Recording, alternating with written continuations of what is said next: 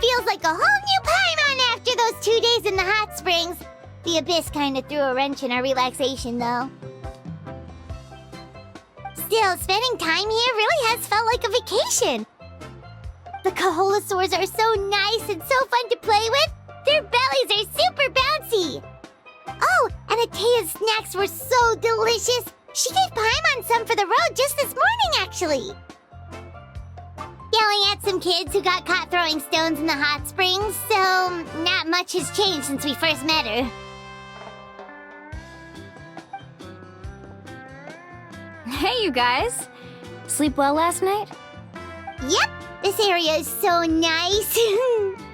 Glad you like it. I was thinking of taking you guys out to do some sea fishing. Later tonight, we can eat whatever we catch. Fresh fish is absolutely delicious right off the grill. Hey, Mualani! Yeah? What do you need? The team sent out to fight in the Night Warden Wars has returned. And Kachina? Is she back as well? Kachina fell in battle. But don't worry, the team was victorious, so the Rite of Resurrection will be held in the stadium soon.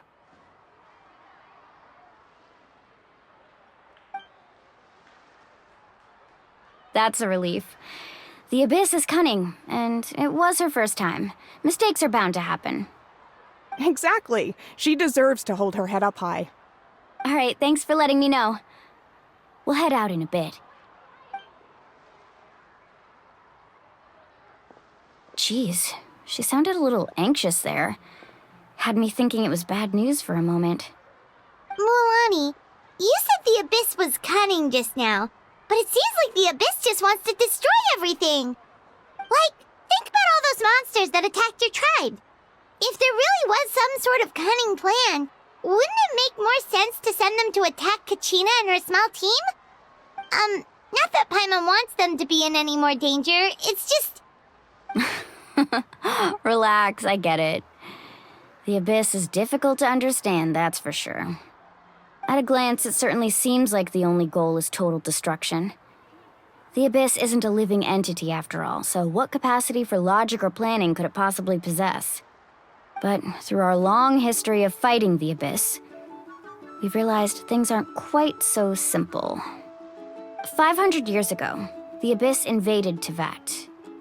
You know about that, right? That's right. Conria suffered greatly during that time. But so did every other nation in Teyvat. And Natlan was the worst affected of all. It took the combined efforts of the then Pyro Archon and heroes from every tribe to finally repel the Abyss. Even so, the effects of the invasion lingered for hundreds of years, only able to be reversed little by little. Our tribe's waters were contaminated. The Children of Echo's territory was overrun by dangerous sludge surging from underground. Unrelenting black winds tore across the lands of the Flower Feather clan. It was like each disaster was designed for a specific tribe. Exactly.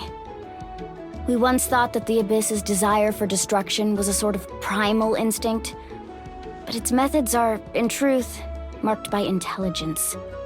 We now believe the Abyss has invaded the Night Kingdom, and has the capacity to read the memories of this land at any given moment. And that's how it became so dangerous and cunning. Almost like it knows you inside and out.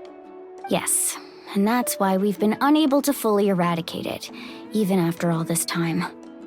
Luckily, the problems left behind by the Abyss have been successfully addressed by the various Pyro Archons we've had over the years. Now every tribe is prospering and things are looking up. I mean, just look at what we managed to do a few days ago. We totally fought them off.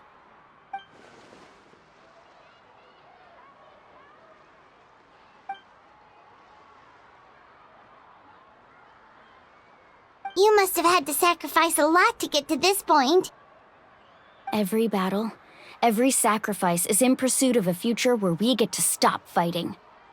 Responsibility, duty, unavoidable burden.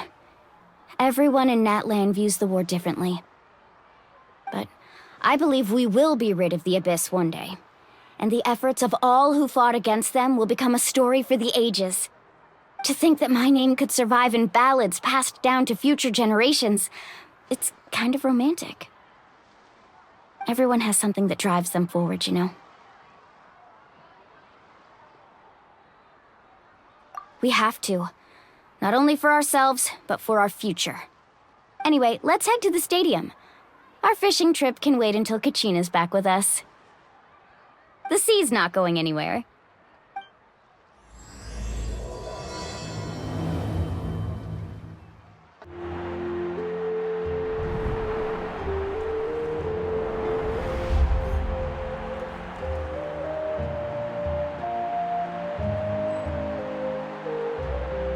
Whoa, this place is packed already! Of course. No one's gonna miss out on the chance to welcome our heroes back from battle. It's their moment of glory. Kachina's gonna be so flustered. She's never had this many eyes on her before.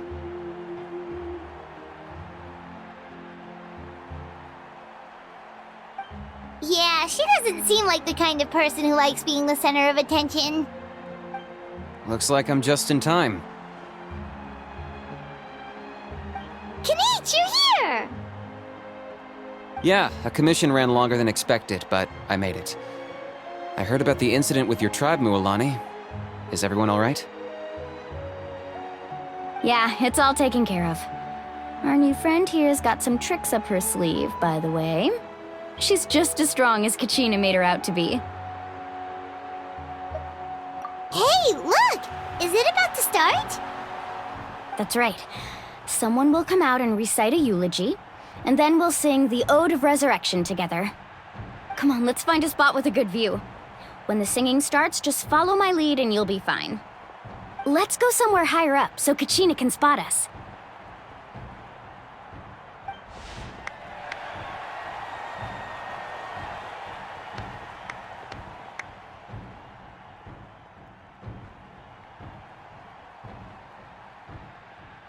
Warriors of Natlan, heed the call of life. We are the inheritors of memory and legend. Those who grew alongside sun and wind. Those who forged our own destiny and future. That is Natlan's fire, the lifeblood of our nation.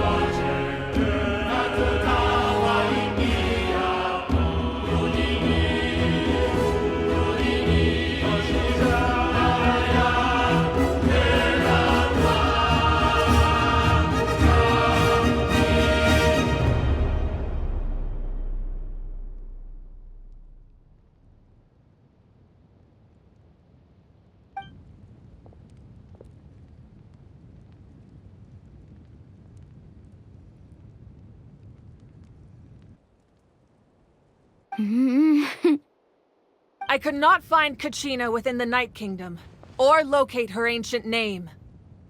What? What does that even mean? Usually once the ode is complete, the Pyro Archon and resurrected person will emerge from the flames. But something went wrong. What's going on? This has never happened before. Well, I think it's pretty obvious. Clearly, the team sent to fight the Abyss didn't win after all. Think about it. The Ode rekindles all victors. We've witnessed it countless times. Since the Archon couldn't find Kachina in the Night Kingdom, that must mean there's more to this victory than meets the eye. Hey!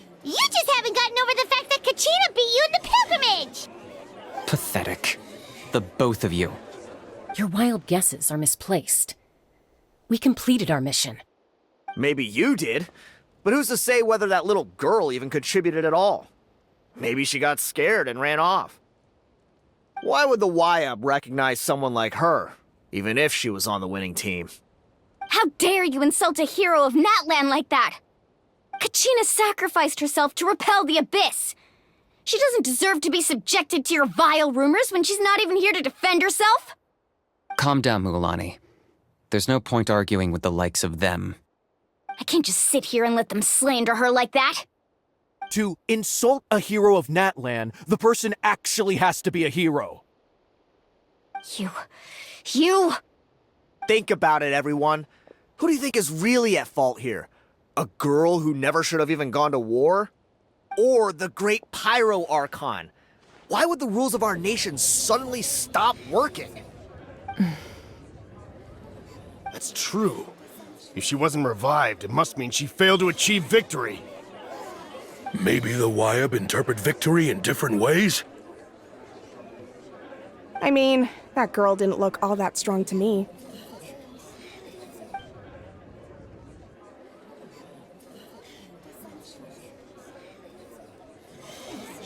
Kachina wouldn't have run! That's not like her at all! No, she's been waiting for this moment for too long.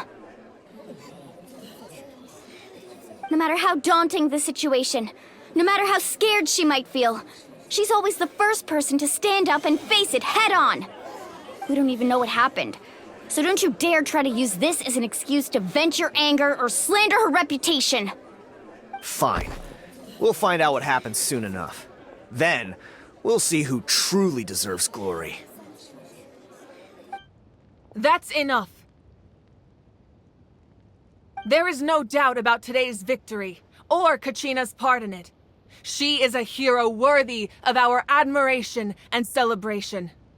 However, the failure of today's ceremony is undeniable. Kachina has not been rekindled, and I offer you all my deepest apologies as I continue to investigate this matter.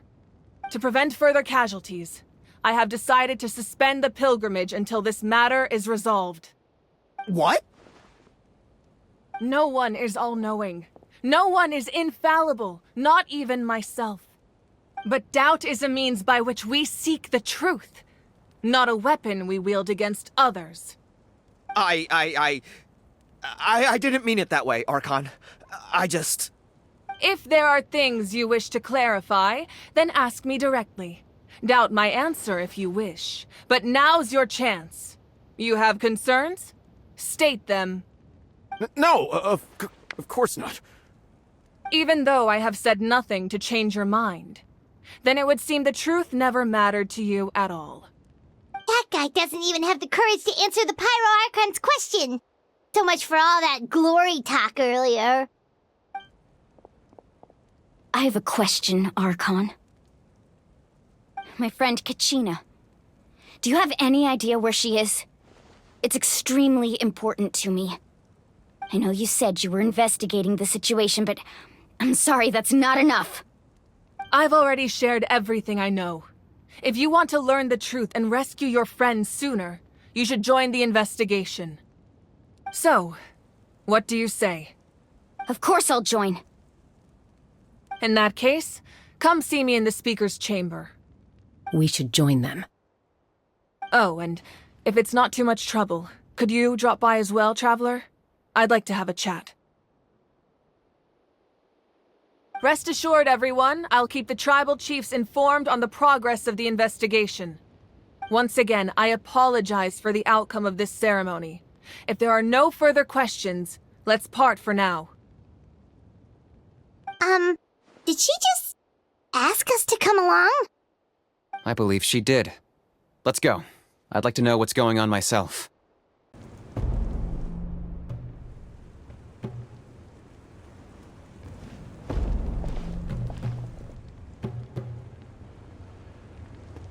The situation is urgent, so I'll get straight to the point. Kachina is undoubtedly a hero of Natlan, and I'm deeply sorry this happened to her. There's been unrest in the Night Kingdom, but I don't know what's causing it. As a result, I've been unable to track down her location.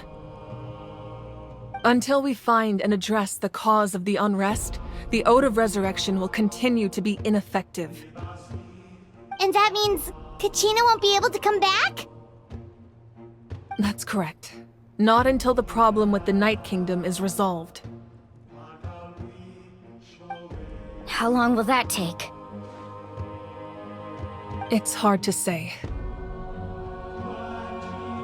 Kachina always dreamed of fighting the Abyss, of doing her part to defend Natlan.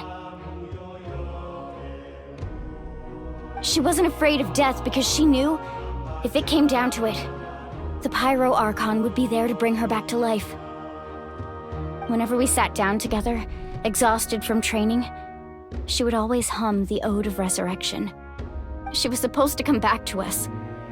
We were supposed to hug her and celebrate with her and share her joy. We supported her every step of the way, but what are we supposed to do now? Sit peacefully and wait for her return? Lose ourselves in grief over her death? Tell me, are we her friends? Or her murderers? That's not fair, Mualani.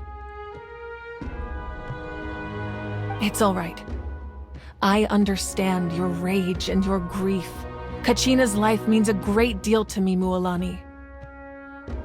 Believe me, I want to bring her back as soon as possible. I would give you that peace of mind if I could. But please, hear what I have to say so I can at least give you a broader picture of the issue we are now facing.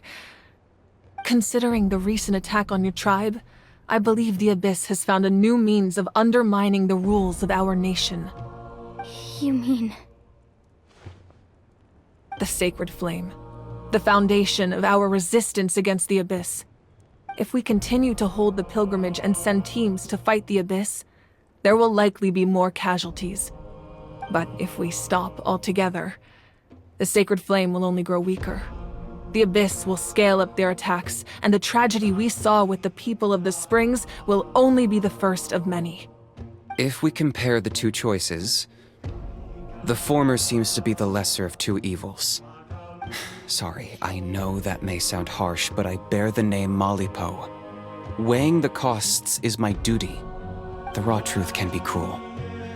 But we need to understand it if we want to approach this rationally. But what would you say, Mualani? This is personal for you.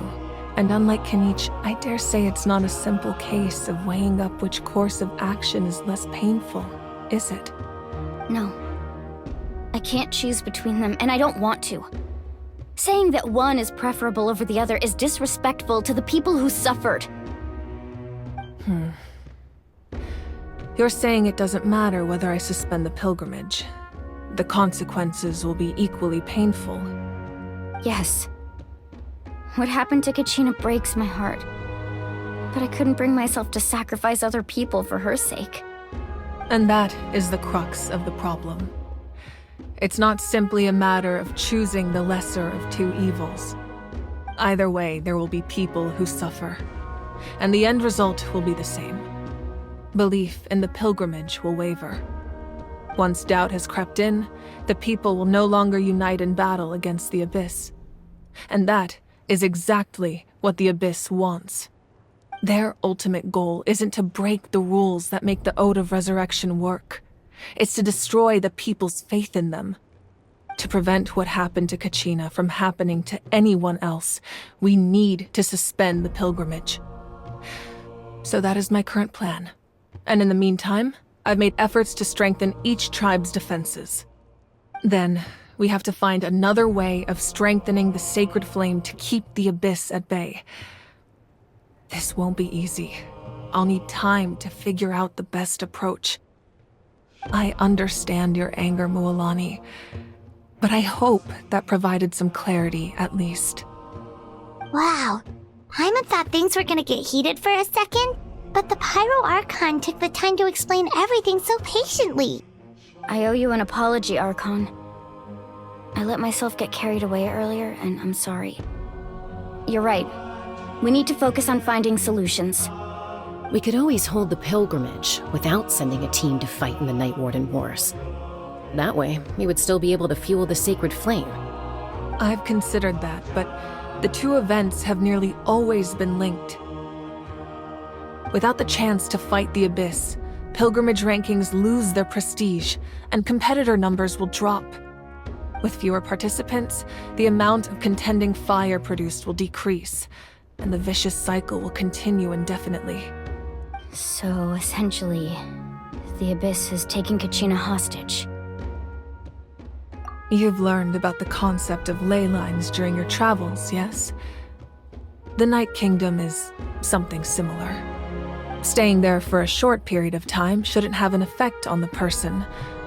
But with the Abyss in the picture, it's a different story. Your sense of self will be devoured until eventually you become one with the sea of souls. Imagine pouring a cup of water into a rushing river. You can try to scoop up another cup, but there's no chance it will be the same water you had before. I won't sugarcoat it. That is the danger Kachina is currently facing. Just like you said, Archon. Both of these problems need to be addressed.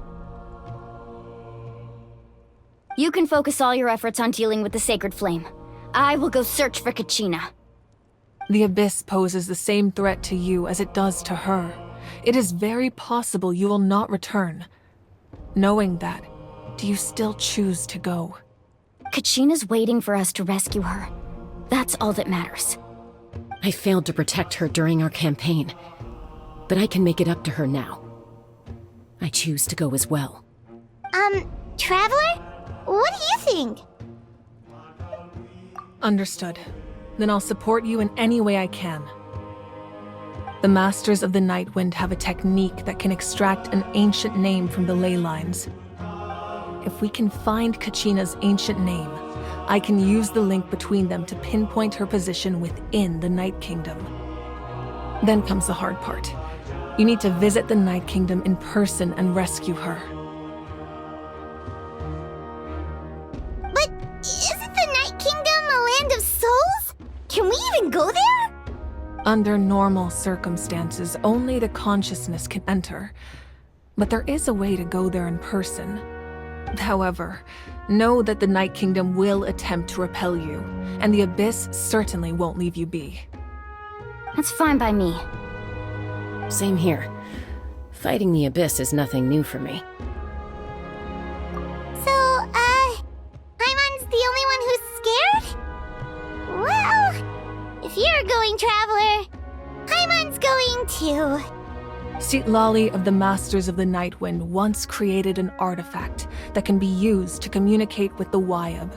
We call it the Spirit Speaker Stone.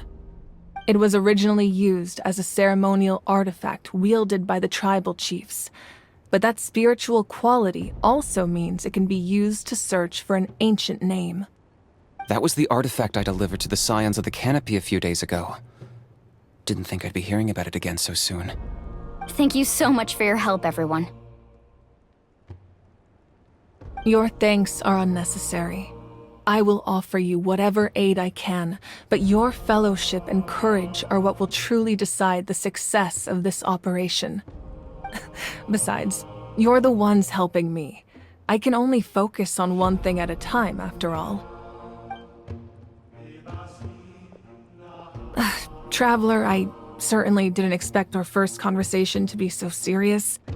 I've heard all about your accomplishments. Ever since you arrived, I've been hoping to meet you and offer you Natlan's highest level of hospitality. Why? Why? Is that not what happened in the other nations you visited? Yeah, things were pretty complicated at the start. And, you know, in the middle. But our reputation's solid nowadays. That's more like it. After all, I've heard you're someone who transcends fate. Perhaps even more than you can imagine. But we can talk about that some other time. Ideally, this would be the perfect night for a drink and some musical ambiance. But there are important things to be done. Oh, I almost forgot. Atea was wounded in the fight against the Abyss. She wanted us to give this to you. It embodies fond memories and my strength of will. That's what she asked us to tell you. She said you'd know what that means. I didn't think this day would come so soon. The flames of her life force. I can feel them flowing within the talisman. If things were different, the two of us could have enjoyed the hot springs together while she gave this to me in person. We're supposed to be hot spring buddies after all. But don't worry. This talisman means a great deal to me. I'll take good care of it, and once this is all over, I'll pay Atea a visit.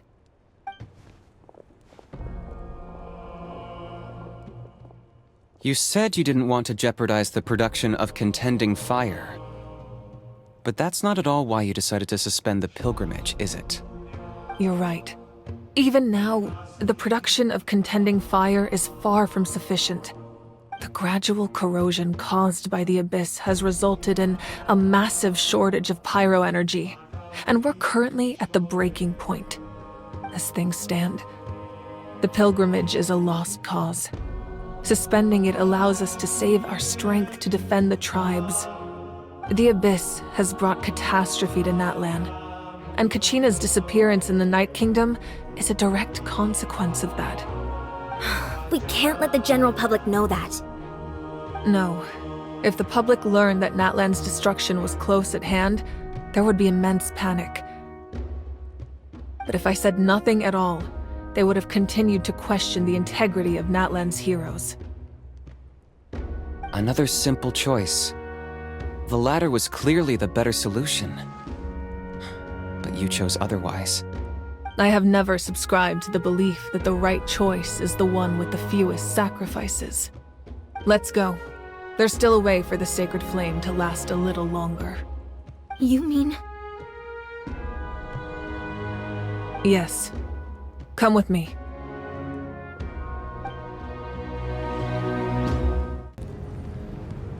The sacred flame must never go out. Not only does it strike fear in the Abyss, but it's also the pillar of Natlan's stability. So until our heroes are ready, I will sacrifice my power to keep it burning. But that can only last so long. I think we should focus on the remaining ancient name-bearers. Don't let desperation cloud your judgment. Those chosen by the Wayab have already embarked on their destined path. It is for them to decide how that journey ends, not us. All we can do is support them. Even so, for you to make this sacrifice, it's not right. If not me, then who? No other is capable of sustaining the sacred flame. I possess great strength, but I'm not above my people. This is part of my duty.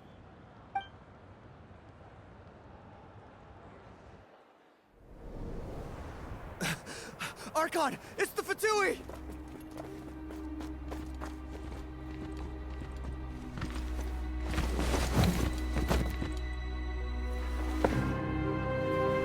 The Archon of Natlan. A force to be reckoned with. The secret of the ley lines is no secret to me. Long have they been destined for ruin. And since the oath made 5 centuries ago remains unfulfilled, what use is the Gnosis in your hands? I don't know what you mean. But it sounds like this is about more than the Tsaritsa. In times of crisis, someone must pick up the mantle of salvation. Your plan has reached an impasse, and now it falls to me to create new rules for Natlan. But before the dawn of a new age, the old must be destroyed.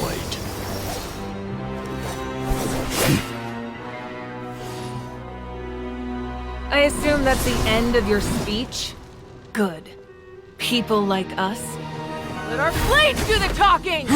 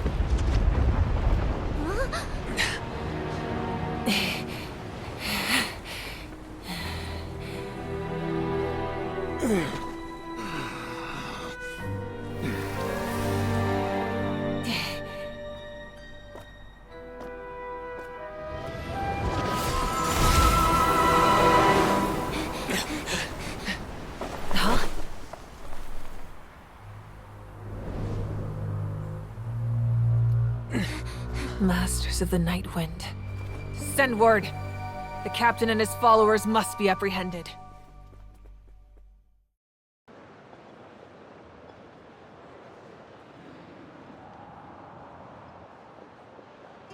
Are you alright, Archon? He was a formidable opponent. Exactly what I would expect from the first of the Fatui Harbingers. I never imagined someone could match you in combat. If the Tsaritsa sent him here, why would he bring up what happened 5 centuries ago? Yeah. And how much does he know about Natlan?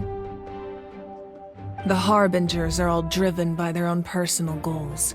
The only purpose that unites them is collecting the Gnosis. But I'm sure the captain has his own reasons for being here as well. Whatever his motive, we should shift our focus to the Fatui. If they attack again, and we're not prepared, we're done for. No, we're running out of time. The wound I inflicted should hold him back and weaken him for the time being. Besides, I'm sure you noticed, the power that came to his rescue just now came from the Masters of the Night Wind. In other words, there are traitors among us. Not necessarily. This could prove to be a very valuable turn of events. When we exchanged final blows, I sensed an unusual presence within him. I'll need to investigate further. Kanich, go to the Masters of the Night Wind and look into who could have aided the captain. Speak to Sitlali. She should know. Of course, I'll head out right now. Do you still intend to... Yes, but fear not.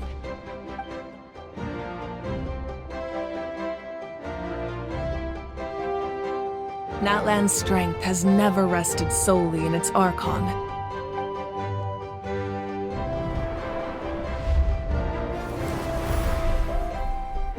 Together we foresaw the only path that leads to our nation's future. We must trust in that vision now.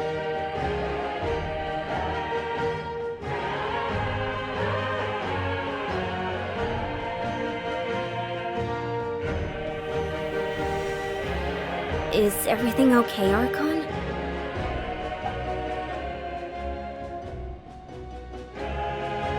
Completely fine. Just lamenting the fact that I never got a picture when I could still turn my hair into flames. Too late now. I just hope the others have a safe journey.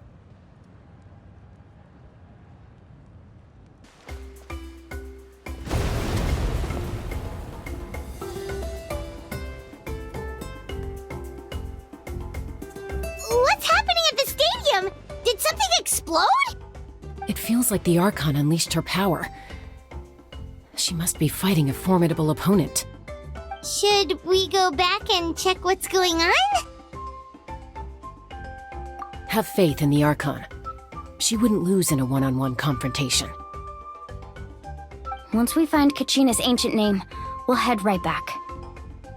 Okay, let's just keep climbing. Paimon really hopes nothing goes wrong.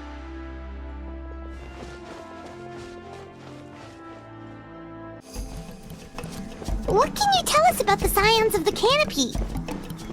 The tribe's people are very adventurous. Oh, kinda like us then! I'm not so sure. You don't strike me as the type to enjoy danger. The Scions of the Canopy are a bunch of thrill-seekers. They love extreme sports like rock climbing, rappelling, volcano parkour, or even bungee jumping without a rope while a Yunkasaur stands at the edge and uses its tongue to catch them. Sound like something you'd be interested in? Okay, that does sound different from our usual adventures. Paimon's not doing any of that. She can just cheer you on from the sidelines. That's why not. the tribal chief. Let's head over to him. Chaska. Nice to see you again, Waina. I'm afraid we don't have time for pleasantries, so I'll get right to it. We're here for the Spirit Speaker Stone. Whoa, hold on a second. At least tell me why you need it first. My friend Kachina is trapped within the Night Kingdom. We need the stone to find her ancient name and rescue her. Rescue her? From the Night Kingdom? That's right. I'm sorry, but someone needs to tell you what you don't want to hear. Going there, a mature warrior would never make such a foolish decision. The nature of battle is unpredictable. You never know how it's going to end. Losing a friend is tragic, but when that happens, the best thing you can do is focus on how to prevent further casualties. I appreciate what you're trying to say, Chief Waina. But if the price of maturity is abandoning a friend in need, I'll choose foolishness any day. If Kachina's still holding on, then so will I. I thought you might say that. Is something wrong, Waina? This doesn't seem like you. Life isn't complete without taking risks. That's always been your mantra. It's nothing. The Night Kingdom is a dangerous place. Can't blame me for checking if you were up to the task. If you're that determined, far be it from me to stop you. Here's the stone. Keep it safe, okay? It's not like we have a spare. Thank you. Seems like you two go way back. But aren't you from the Flower Feather Clan, Chaska? Oh, Chaska's a peacekeeper, so she's famous throughout the tribes. She's always the one people call to resolve conflicts, so we slowly got to know each other that way.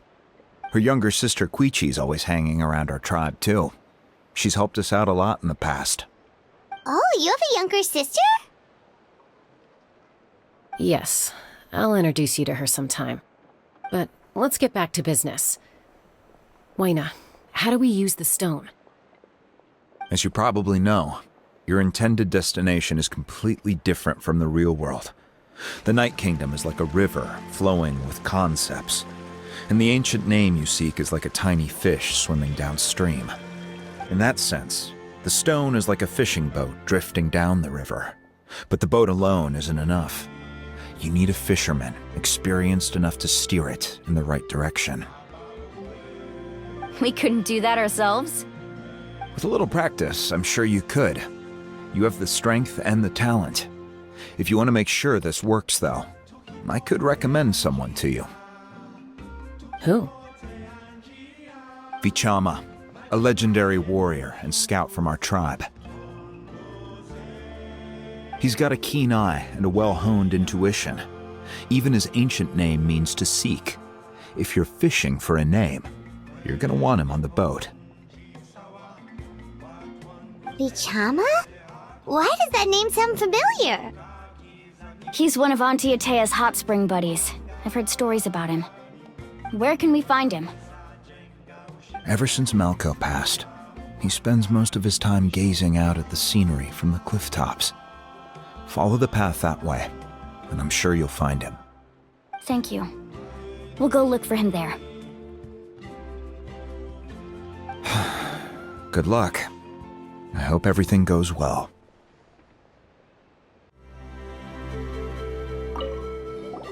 Vichama spends most of his time up in the cliff tops, gazing at the scenery. You should head over there and have a look.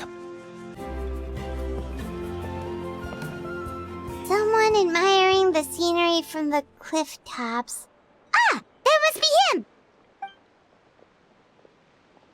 Hello there, are you Vichama? That's me. Did you need something?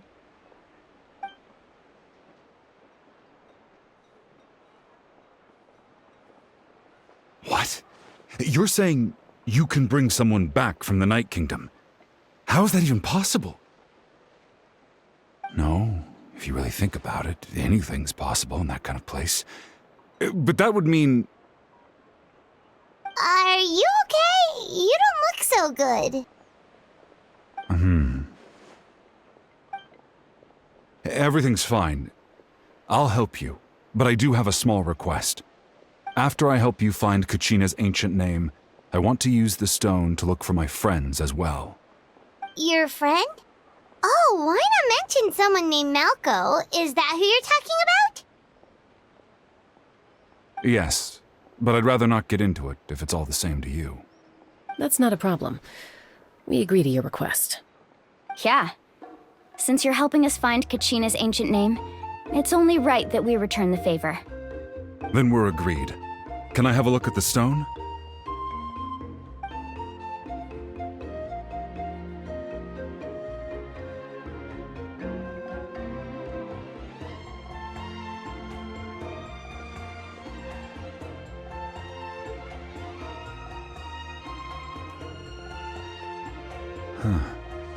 I see.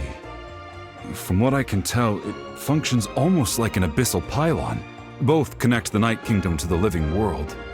Once the connection is established, the abyss will come surging through the opening like a predator honing in on the scent of blood. So we have to be sure not to use it in a tribal settlement. Wow, you got all that just from looking at it? I just picked up on the basics, really.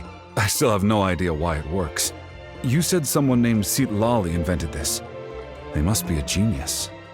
I'll go find an open area and start setting things up. In the meantime, I need you to get 2 things for me. We'll go right away. What do you need? First, I'll need some hook ropes. Pretty much every store around here carries them, so no need to go anywhere special. Oh, and I need to build a net out of them, so make sure you get a good amount. Wait, are you saying you're going to use a real net to catch Kachina's ancient name? How does that work when one's tangible and one's not? By creating something tangible in our world, like a net, we can create a connection to a corresponding concept in the Night Kingdom. Basically, I'm going to use the concept of a net to catch something equally intangible, an ancient name. Oh, I see. What about the second thing you needed? Right. I need 2 chunks of obsidian. Once we bring the ancient names into our world, we'll need a place to store them. Normally, you can only get obsidian from the Children of Echoes, but I heard there's a traveling merchant from that tribe around here somewhere, so maybe you can try your luck there. Gotcha! Alright, let's split up. See that clearing? Let's meet over there when you're done. Oh, and you can send someone with me if you want. In case you're worried I might take the stone for myself. What do you think, Chaska? There's no need. Lena spoke highly of you. That means you're trustworthy. I appreciate it, even though that doesn't mean much to me anymore. Anyway, it'll take some time to set everything up, so no need to rush. I'll see you in a bit.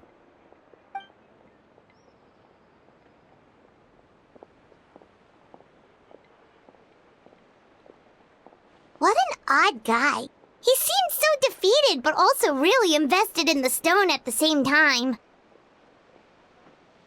I don't have any more insight than you, Paimon. Let's just focus on the preparations for now. Hang on, Kachina. We're coming for you. Hello. Do you have any hook ropes for sale? Hook ropes? As in rock climbing equipment? Yes. How much for your whole stock? Oh, the whole thing? Let me see. That would be 30,000 mora in total. Deal? Deal.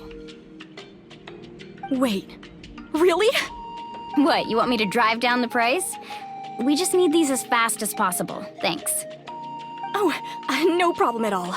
I'll even pass along some information on the house. These ropes are usually used by rock climbing enthusiasts. If you want to learn, Roka's the person you want to ask. All right, that's everything. Here you go. Now we need the obsidian. Let's go talk to the traveling merchant Bichama mentioned. Anything else I can get you? Excuse me, do you sell obsidian? Why, yes. I've got a chunk for sale right over there. Perfect. Is that the only one, though? We actually need 2. That might be tough. Tell you what, I'll take a look through these boxes over here and we'll see what we can find. Thank you so much. We'll wait here.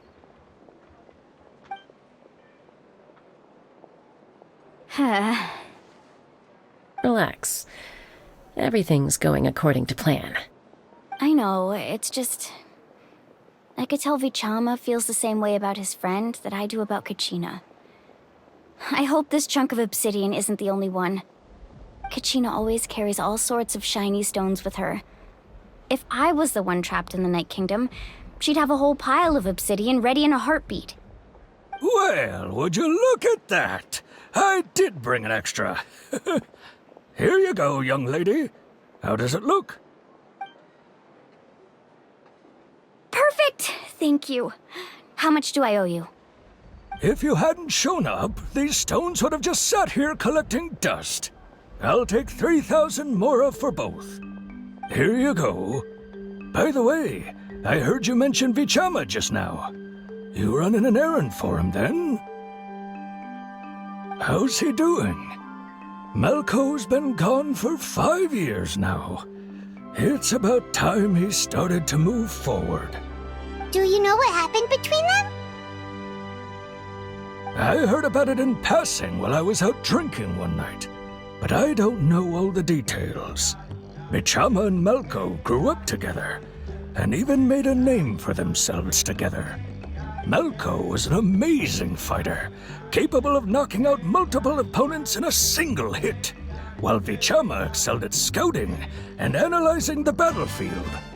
The two made an excellent team, and managed to beat back the Abyss several times.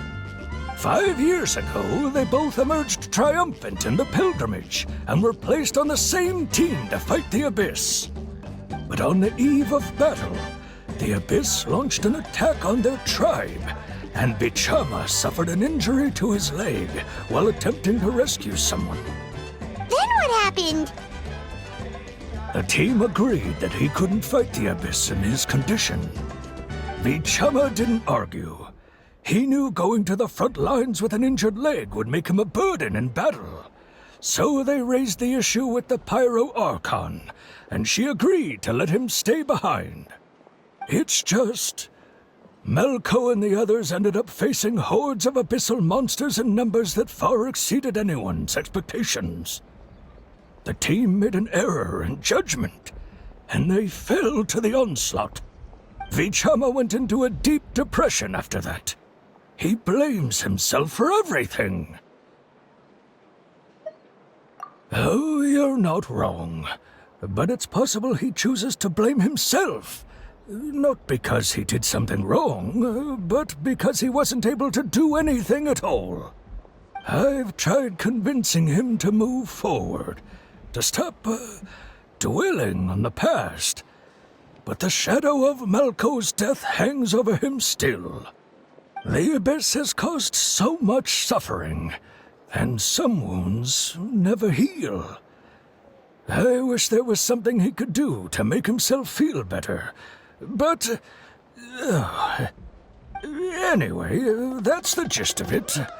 Maybe you could help him talk things through sometime. I would really appreciate it. I hope Vichama can move past this whole thing soon. Did you get everything? Yep, it's all here. When do we start? I've made all the necessary adjustments, so we're good to go. As agreed, I'll help you find Kachina's ancient name, and then you return the favor. Go ahead.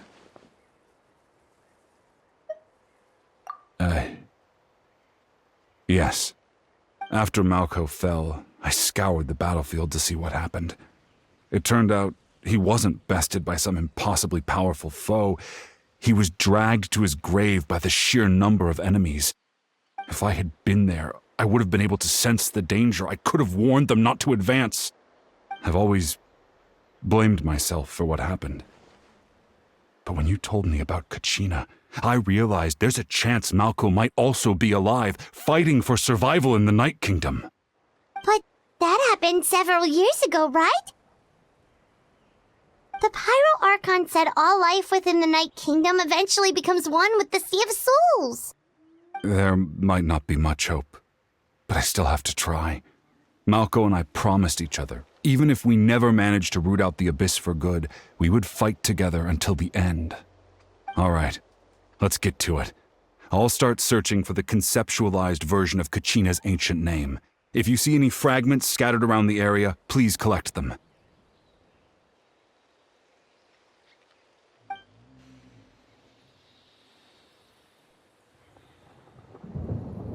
Make sure you prepare yourselves for battle. As I said, the stone will link the mortal realm to the Night Kingdom. The Abyss will likely emerge in response. Look at that golden thing! It must be one of those fragments Vichama mentioned. Let's get closer!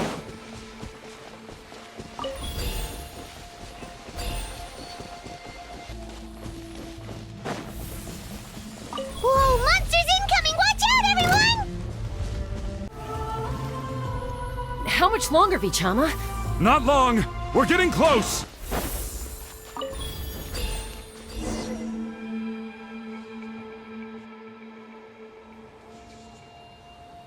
Vichama!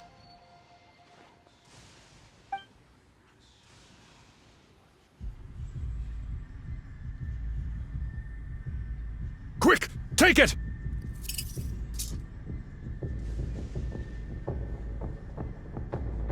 I found Kachina's ancient name. Hang in there, Malco. Just a little longer. Something's not right. The power of the Abyss is getting stronger. The Abyss is corroding his body. Vichama, you can't keep going. You'll die. I should have died 5 years ago. I just need a little more time. Please, I'm almost there. Thank you.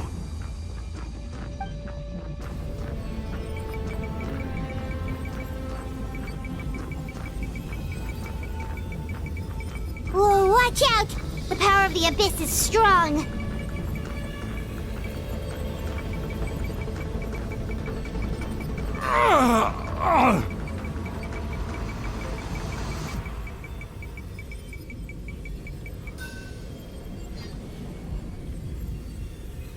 This power. Hanging in there?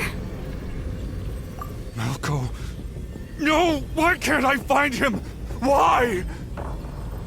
We can't wait any longer. Pull him away from the stone, Mualani.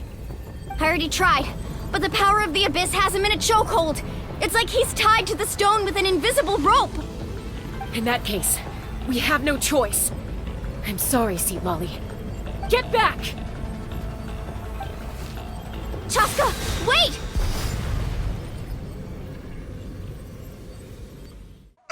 Ouch! What happened just now? It looked like the Spirit Speaker's stone was...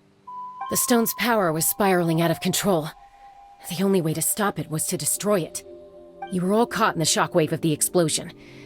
You might feel dizzy for a while, but that's normal. Give us a heads up next time, will you? You're lucky we managed to dodge it in time. I thought I said to get back. Yeah, barely a second before you made it go poof. Not everyone has your reflexes, Chaska. We were this close to getting dragged into the explosion. Okay, I'll be more careful next time. At least Kachina's ancient name is still in one piece. Wait, where's Vichama? Vichama! Vichama! I couldn't find Malco's ancient name. It must be completely gone by now. Once your ancient name disappears, there's no coming back. From the very beginning, I knew there was a slim chance, but still. And now... it's too late to save him. From the minute he left that day, it was already too late. Vichama. I'm sure he's heard enough condolences over the years. Let's just give him some space. Huh? What's that in your hands, Vichama? It looks like something's glowing! This is...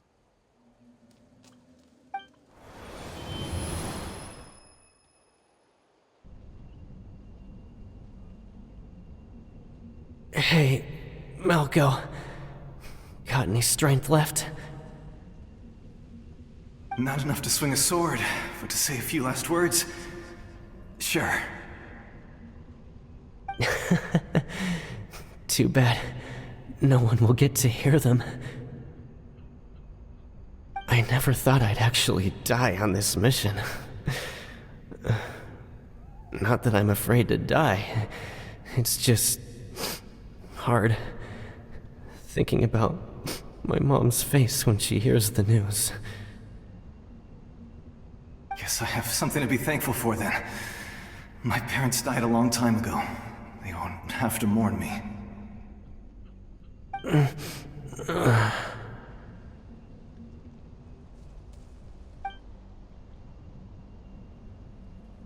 Pisak! Always had to beat me at everything, didn't you? Right to the end, you were never one for goodbyes. Maybe you're right. Maybe no one will get to hear our last words. But just in case... Vichama, I'm so glad you didn't come with us. Don't be sad. Just keep on living. For the both of us.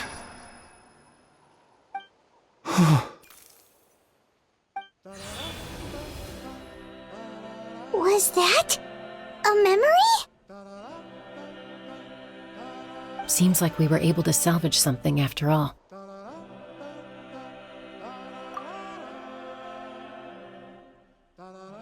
Of course. Seeing him, hearing his voice again, it makes me unbelievably happy. But it also brings with it an even deeper pain. A deeper pain? Why? Malco was always the type to put on a brave face. But in that memory just now, his hands were shaking, and his smile was forced. For all these years, I regretted not being able to fight alongside him to the end. And now I know, at the end of his life, he was thinking the same thing. Vichama. I'm fine. Actually, I heard Chief Wyna wasn't really on board with your plan to go to the Night Kingdom. When you asked for my help, I hesitated too. I knew helping you find your friend's ancient name meant leading you one step closer to danger. But I also understood why you had to try. Everyone has regrets in life, but not everyone gets the chance to make up for them. Once allowed to fester, guilt strips us of our most valuable qualities as warriors. In that sense, we might as well choose the braver path from the very beginning. If I could do it all over again, I would have followed Malco to the front lines no matter what. Even with an injured leg, there were still things I could have done. That way, even if the outcome stayed the same, I still would have fought alongside him to the end. There are critical junctures in life, and if you don't seize the chance to act, there's no going back. That's something I had to learn in hindsight, but you're still at the crossroads of your journey, so I hope you can walk away without regrets. Thank you, Vichama. I feel even more determined now. Kachina will come back to us. I'll make sure of it. I promised I would find her, and I intend to keep that promise. That's good to hear.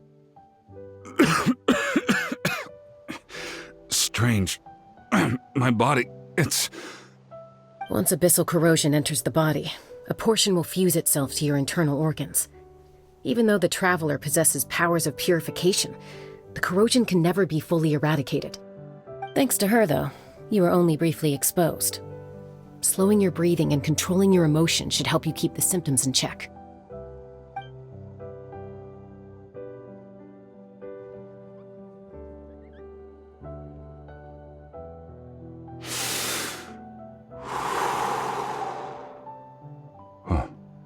That does make me feel better. You seem very knowledgeable about all this. Just speaking from experience, that's all. Anyway, we've recovered Kachina's ancient name, so we're off to a great start. Let's get Vichama back to his tribe and tell Wyneth the good news. Oh, and apologize for destroying the Spirit Speaker Stone. We had no choice, though, so he'll probably understand. Right?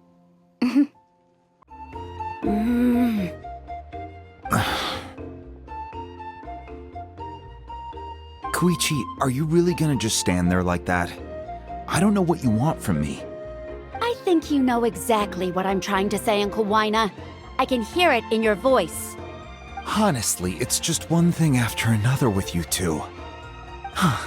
They're back. Koichi? What are you doing here? Don't play dumb with your own sister. You know exactly why I'm here. My apologies, everyone. I just need to borrow Chaska for a few minutes. You come with me.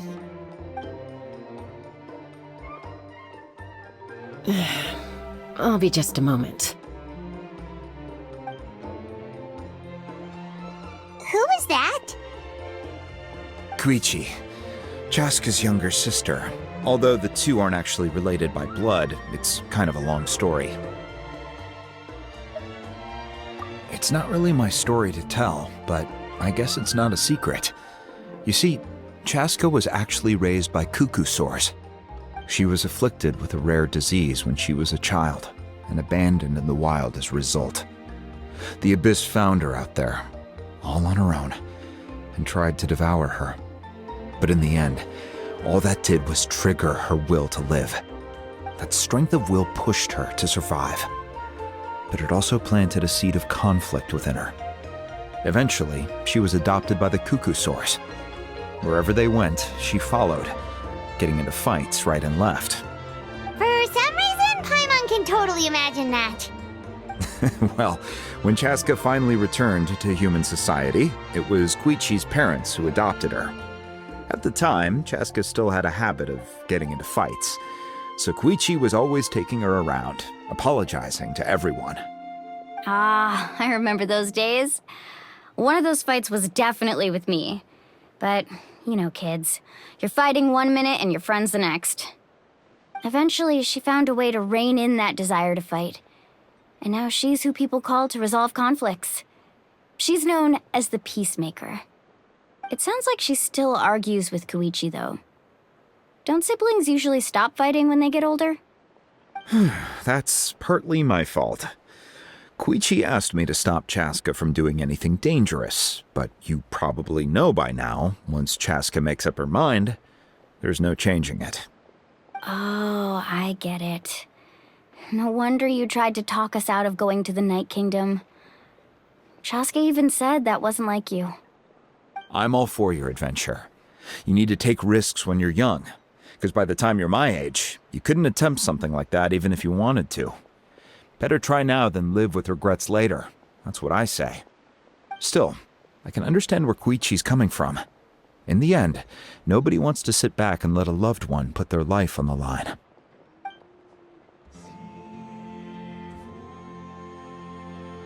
All right, it's just the two of us now. You have 1 minute to explain yourself. I don't have anything to say. You don't have to approve, but you should know I only do what's necessary. That attitude is exactly the problem. It's like you don't care. You try to sneak off to the Night Kingdom behind my back and then play it down as if it's just a trip abroad. Well, technically I am going abroad, right? Again with the excuses! We agreed, didn't we? There are 4 levels of danger. If it's not something urgent, you can only engage in level 2 danger and below. You can only go up to level 3 if a situation is so dire there's absolutely no alternative. But a trip to the Night Kingdom? If that's not a level 4, I don't know what is. And you were just going to sneak into the place without saying anything. What do you mean, sneak into the place? I always planned on walking in there with my head held high. You bought off Uncle Wina, didn't you? He promised me he'd stop you from doing anything dangerous. Oh, it's like he didn't even try. You feel like he went back on his word. What if I told you my mind was made up, and there was nothing he could have done? Not even by force. Oh, I knew it! So he did try to say something, but you didn't listen. This is important. If you were in my shoes, you'd make the same decision. You don't know that? I'm a doctor, and I handle logistics. If you're going to waltz into a dangerous situation where you could lose control at any moment, it's my duty to say something. All right, whatever. Anything else? What do you mean, anything else? Why don't you reflect on what you've done and promise me you'll stay put? Time out. Is this one of our normal arguments or a serious one? Chaska, does it sound like I'm joking? Then... you need to know something. What happened to Kachina was partially my fault. I can't leave her there to die. That's not who I am. But the person you become when you lose control, that's also not who you are. That's a different issue. You said it yourself. A person is only as good as their morals. If I want to live in Natlan, I need to display qualities that make me worthy of this nation. I've also told you that managing your condition is equally important. Sometimes you have to make sacrifices. All right, let's stop this here. If we keep going, I might actually have to get serious. And I think Waina prefers his roof attached to his house. Is that a threat? That sounds like a threat to me. Koichi! Younger sisters are supposed to listen to their elders. So, you're really going to go, no matter what I say?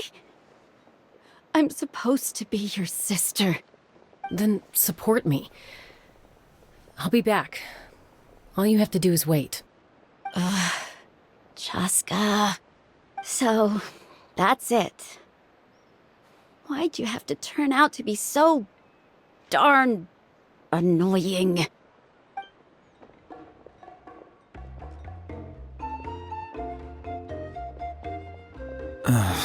You two are something else. Something you wanted to say? I know you aren't related by blood, but you two sure are similar. Really? You know, I said that very thing to Koichi not too long ago, and she reacted the exact same way, down to the very tone of voice. It's not my place to get involved, but I will say this. Try to spend a little more time with your sister. You're tough kids. That doesn't mean you have to go it alone. Thank you.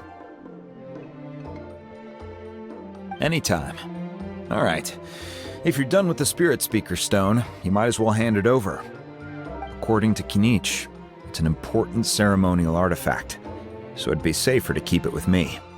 About that... If only Tone-Deaf Bard was here, he could have repaired it just like the Holy Liar.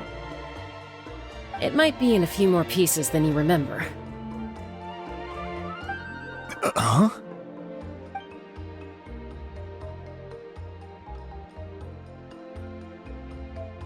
I see. Sounds like it was an urgent situation. If someone's life was on the line, then you had no choice. Still, Citlali's going to be a nightmare to deal with now that you've broken her stuff. I'll explain everything to her later. Stay safe out there in the Night Kingdom, okay? I'll wait here for your safe return. Try not to worry your families too much. After you get back, make sure to pay them a visit and let them know you're in one piece. I hope you have a safe journey and overcome any danger that comes your way.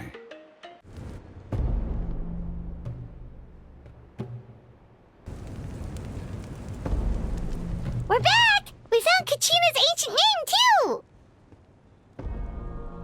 Well, it's fairly complicated. Let me give you the condensed version. The Fatui again? We can't go anywhere without them causing trouble. But what if the Fatui finds out you've lost your power? Won't they try to take advantage of the situation? That's why it has to be our little secret.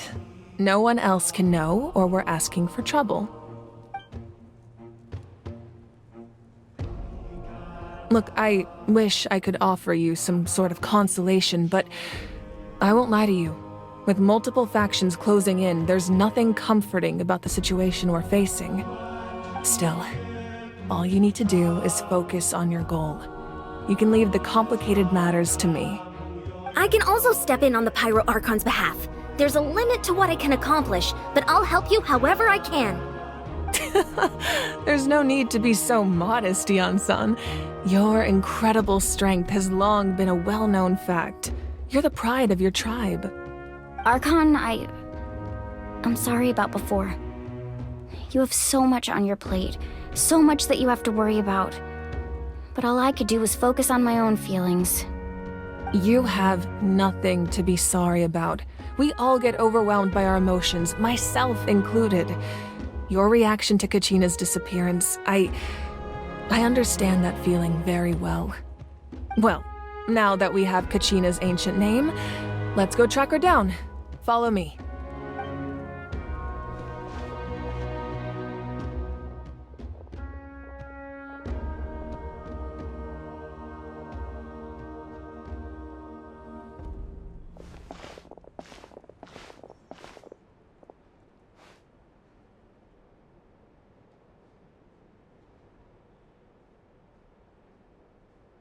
What is this place? Hey, isn't that Atea's talisman? Good eye. This is where I store all the various mementos I've collected. Whoa. I've never seen this place before.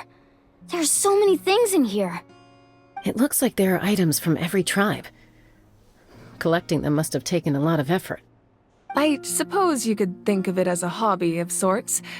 In Natlan, everyone grows up listening to the stories of heroes, and physical items do a far better job of preserving those stories than our own memory. Now, I still have some preparations to make for the ceremony, so feel free to take a look around in the meantime. If you're curious about an item, I'm more than willing to tell you about its origins.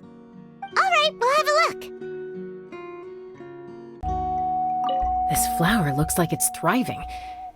You must be good at taking care of plants, Archon. This fishing basket looks familiar. Hey, there's a fishing rod here. It must have belonged to the people of the springs. That's right. It belongs to a legendary fisherman named Matavaru. I have his entire set of fishing equipment, actually. He and I met in a tavern. He told me about a particular kind of giant fish and his meticulous plan to catch it. In his eyes, I saw a hunger and a strong fighting spirit. To him, the sea was the battlefield upon which he staked his honor. So, did he do it? The next time I saw him, he was covered in scars. It turned out the fish he sought had been corroded by the abyss. He managed to kill the fish, but sustained a serious injury in the process, which meant he could never go deep-sea fishing again. Can a fisherman claim victory if he fails to bring back his catch? That's what he asked me in the end. Well, Paimon thinks he won. That was my answer as well. The experience was far more valuable than the prize itself. In the end, he didn't want his tools to go to waste, so he gave them to me. Wait, that means you also know how to fish. Maybe we can go head-to-head sometime.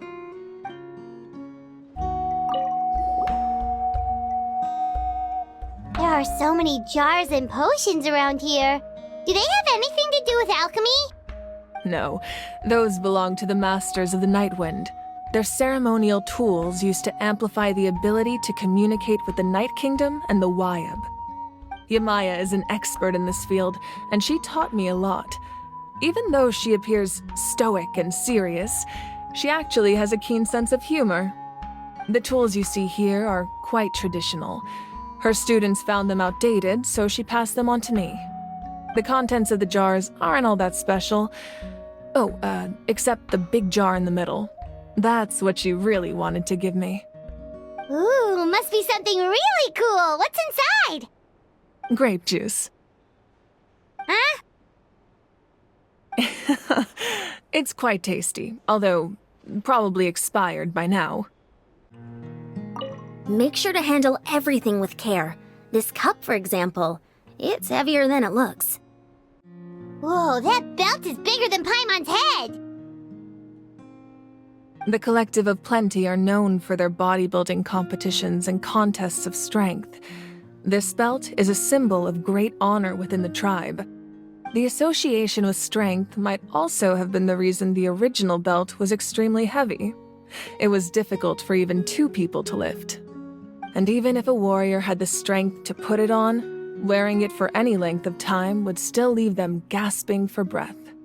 Sounds like it. So the owner of the original belt, Kitera, commissioned a craftsman to make a copy identical in appearance but far lighter in weight. That is the belt you see before you. He would often wear this version when training in order to protect his waist. Or he made a lighter version so he could wear it all the time and show it off. Whoa, this weapon is huge! Which tribe did it belong to? Ah, that weapon belonged to Tenoch, a hero from 500 years ago. Strictly speaking, he didn't belong to any single tribe. That's because even before the disaster with the Abyss broke out, he had already been exiled. Exiled? It was a punishment imposed out of necessity, but he accepted it all the same. He believed it was what he deserved. When the Abyss attacked, the tribes found themselves in urgent need of a powerful figure to lead them into the battle, and there was no one more courageous or resolute than him. He united the 6 tribes and accomplished great feats throughout the war. Ultimately, he perished, and because he had already lost his ancient name, the Ode of Resurrection was unable to bring him back. And so, he was laid to rest, alongside the countless warriors and civilians who lost their lives, buried in the soil of his native land. Wow, he sounds like a true hero. Indeed, even now his story is told throughout the land. The powder still needs some time to settle, so let's wait a little longer. Well, what do you think of my collection? Do you feel like you have a better understanding of Natlan's culture now? Yeah, if each item represents a different story, seems like Natlan's really been through a lot. Does every item hold a special memory, just like Atea's talisman? That's right. The items in my collection actually serve a similar purpose to the ancient names passed down among the tribes. They demonstrate the true shape of time. The shape of time? Most people perceive time as a linear concept, almost like a straight line that can only move forward. We cannot change the past or predict the future. But there's also a different theory, one that I believe to be closer to the truth. Namely, that the past, present, and future all exist at once. At once?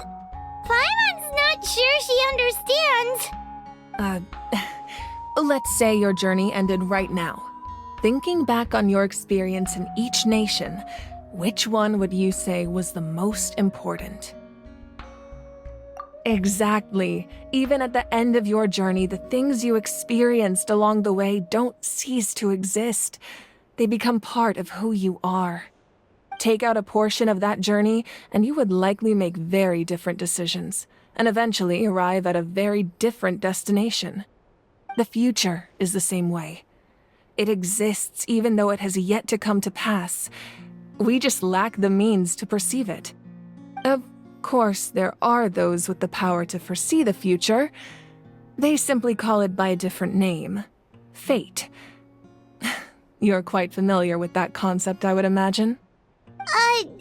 That does kinda make sense.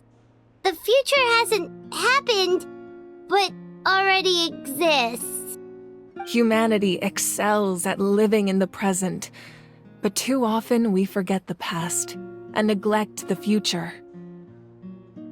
While the Pilgrimage and the Night Warden Wars lead us to a better future. Only by uniting the people of Natlan across countless eras can we fight back against an enemy as formidable as the Abyss. To come up with such a set of rules, the first Pyro Archon must have possessed a level of insight I can only imagine.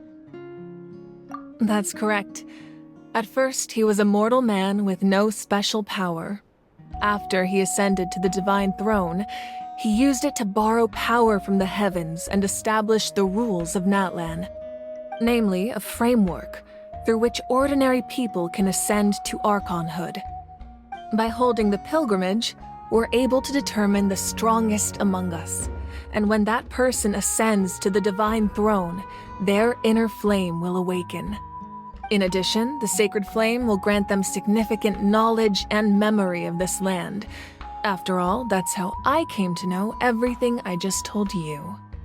So, it all comes down to the power of the Divine Throne and the rules. Wait, is that a family portrait? Yes, that's my mother, father, younger sister, and the little saurians we raised. I turned a piece of my dad's leather armor into a canvas and commissioned a famous artist to paint our likeness.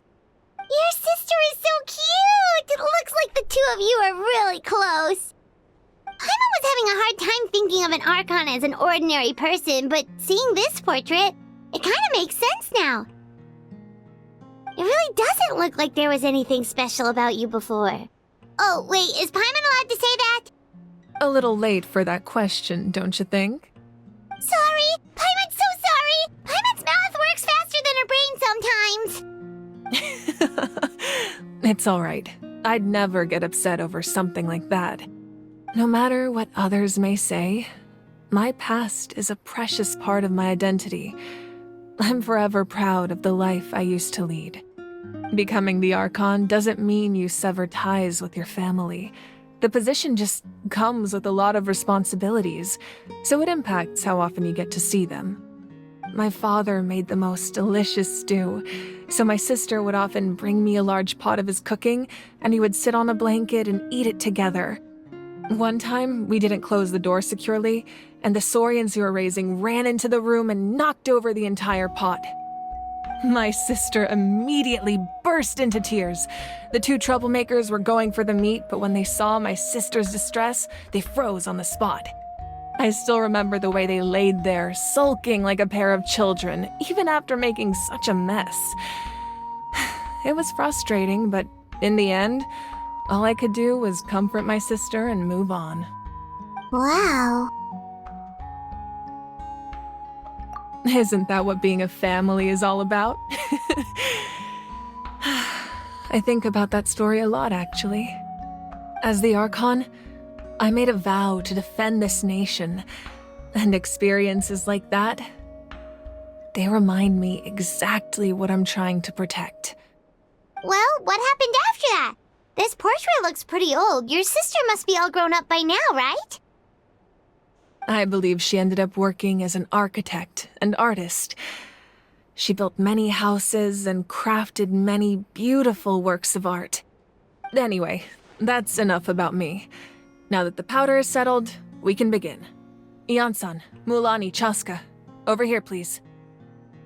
Place the ancient name up there, and then we'll begin.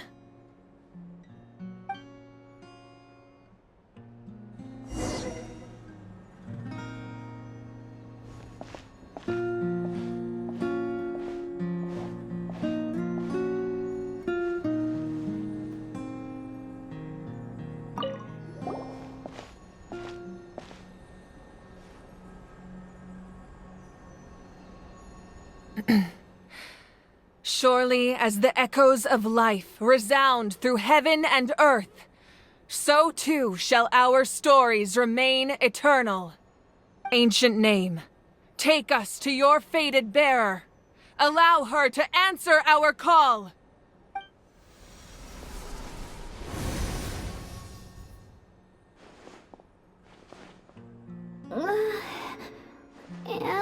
hallucinating again? Kachina! Are you okay? Huh? I'm not seeing things, am I? Is the Abyss playing tricks on me again? It's okay, Kachina. It's just us. We're trying to find a way to bring you back.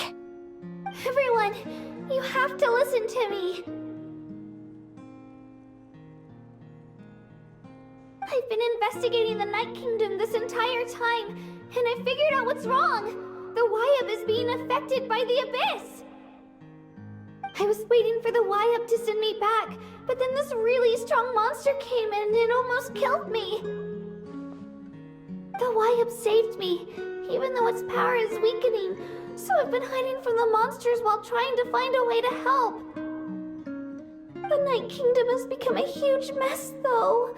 I keep hearing these awful sounds and seeing really horrible things. Don't listen to those sounds, Kachina. The Abyss is trying to strip you of your sanity. All you need to do is stay safe and wait for us. We'll be there shortly. It's okay. I feel so much better now that I've had the chance to talk to you guys. You don't need to worry about me. I've never been strong or special at all, really. So I don't blame anyone for forgetting about me or leaving me behind. Just knowing you care is more than enough. I'll find a way back. You don't have to put yourselves in danger to come rescue me. You're always like this, Kachina. Now's not the time to act tough. We're coming for you, and that's final. I don't know what lies the Abyss has been feeding you, but I'll tell you something right now. Nobody here sees you as a burden. You're a victor of the Night Warden Wars, a hero of Natlan. All you need to do is wait for us to rescue you, and you'll get all the applause and recognition you deserve.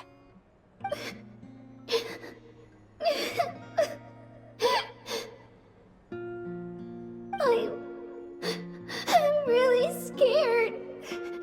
Everything's so dark and creepy here. And I want to go home. Still, I don't want you to put yourselves in danger because of me. I don't want to hold anyone back ever again. All you need to do is place your trust in us, just like you always have. No one fights alone.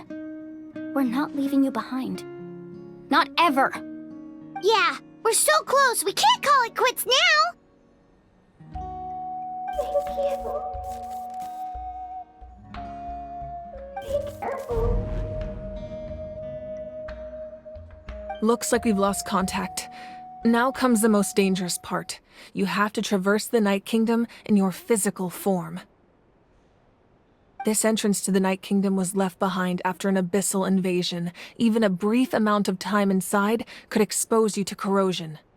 I know. I'm prepared for that possibility. All right, then I wish you all the best. I'll tell Koichi to be ready just in case. She's very experienced in dealing with abyssal corruption. That face you just made. Don't tell me you two got into another argument. No, I just feel bad for creating more work for her. I'll go with them too, Archon. The more people, the stronger the party. Thank you so much for your help, everyone. It really means a lot that you're willing to brave these dangers with me. And there's no time to lose, so let's get going. Now that I've lost my power, I won't be able to provide much practical support. But I can still keep an eye on the situation from here. Eon-san, I know it's unlikely, but if you encounter a situation you can't handle... That won't happen. I hope not. Be careful out there. I'll observe the situation from here.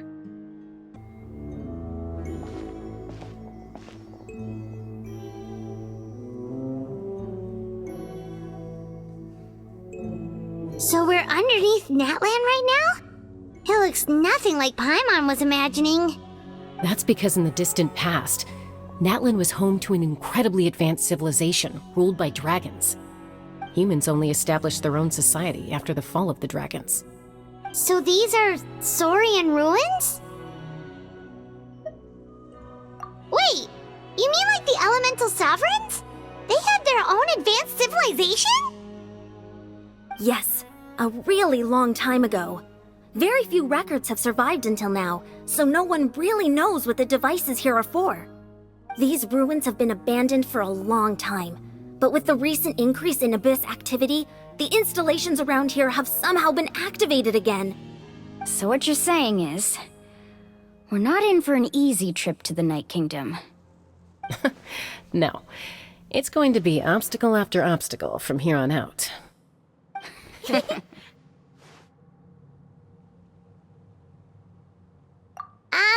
are you all laughing like that? It's creeping Paimon out. It's the pre-adventure excitement kicking in, right guys? Of course. I'm eager to get started. Then let's go. We won't let anything stand in our way. Seems like the road ends here. How should we get across? As a professional trainer, I think you could stand to build up your endurance, Paimon. Professional trainer? Paimon thought you were a warrior from the Collective of Planning. Well, that goes without saying. But I actually work as a sports coach. I provide professional guidance for many of Natlan's popular sports. And I don't just mean physical training. I design nutrition plans as well. Ah, so basically no sugar, no soft drinks, no grilled meat. Yeah, we'll be here all day if you list them out one by one. It's much faster to just focus on what's good for you. Such as? Vegetable juice. Want some? You know, Ian-san, Paimon feels like the two of us might not see eye to eye.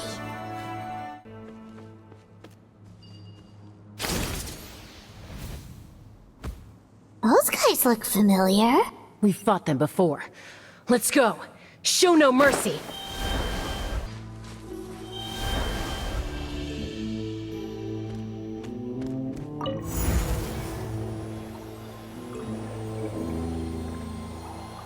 Whoa, the place we need to go seems really high up.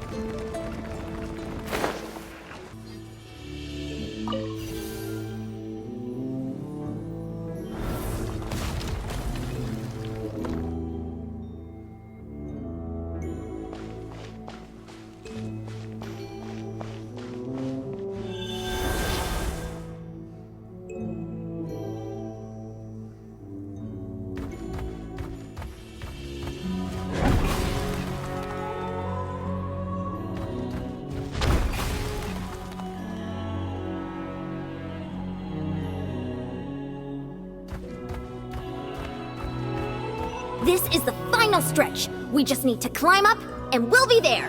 Nothing to it. Easy for you to say.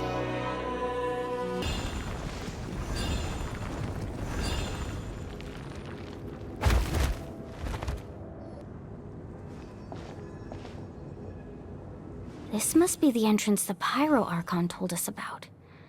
The one ripped open by the Abyss. Yes. There's something in the depths of this place that feels familiar, yet also foreign. We actually have to go in there? Okay, Paimon just needs to psych herself up. Don't push her through before she's ready. Hey! You don't have to drag Paimon! You're pulling too hard!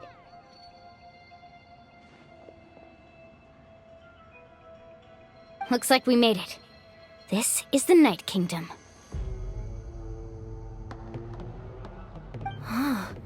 It looks so different from what I imagined in the stories. That overflow of energy is probably what trapped Kachina here in the first place. From this point forward, Everything we know about the real world no longer applies. Anything can happen here. Paimon's more worried about how we're gonna make it out. We obviously can't go back the way we came. Do you see that patch of light on the ground? It's shining down from that fissure in the sky. Oh yeah, right in front of us. So that's coming from up there? Oh, it's so high up. Did we really fall that far down? Just like I said, our real-world knowledge doesn't apply here. We fell all this way, yet came out completely unscathed. If this was the real world, we'd have to climb our way back up to the entrance.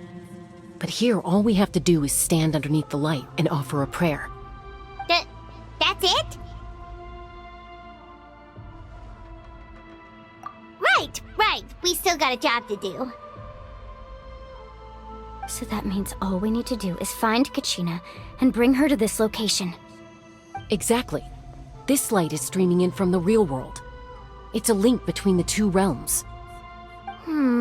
The terrain looks difficult to navigate, and the visibility is not great either. How are we supposed to find Kachina in these conditions? Yeah, these floating black things don't look super friendly either. Those are all manifestations of abyssal power. Be careful. Ghost! A talking ghost! Calm down, I'm here to help. You're the ones who helped Vichama, right?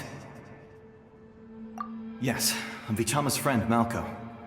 I was completely lost to this realm until I sensed a mysterious power calling out to me. It's like it was seeking me out, attempting to reassemble the pieces of who I used to be. Of course, it could only do so much. I'm sorry I can only appear before you in this imperfect form. No, we should be the ones apologizing. If the Spirit Speaker Stone hadn't become corrupted by the Abyss, we could have done much more. But we had to destroy it. Otherwise, Vichama and his tribe would have been in danger. Of course. Thank you for protecting him.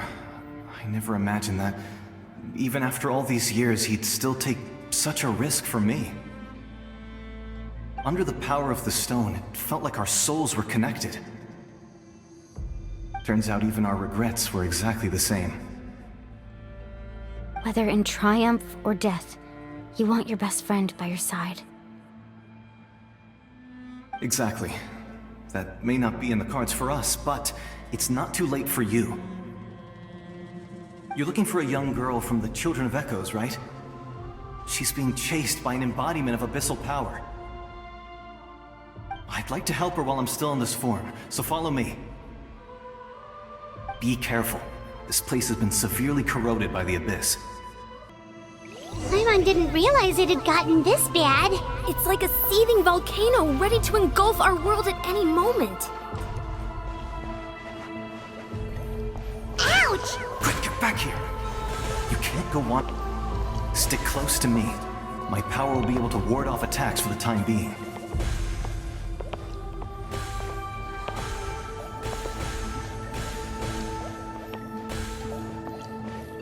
We won't be able to keep this up. Let's try another route. This way.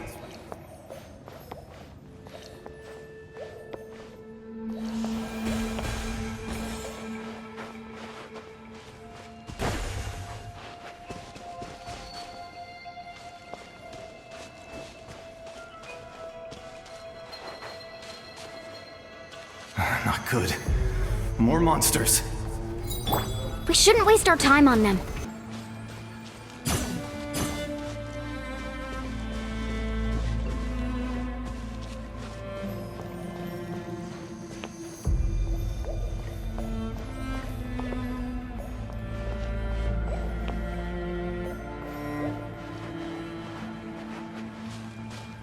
Oh, Paimon can't see anything! It's easy to get lost here. Just stick close.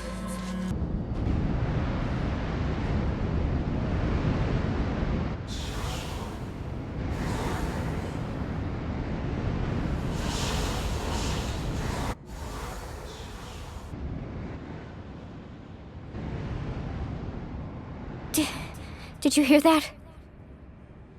What? Never mind. It was probably just my imagination. Don't scare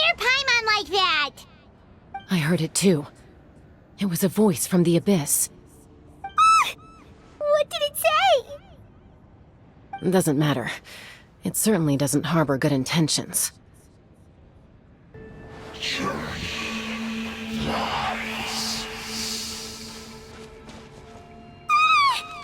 just heard it too! Let's keep going. Paimon wants to get out of this place!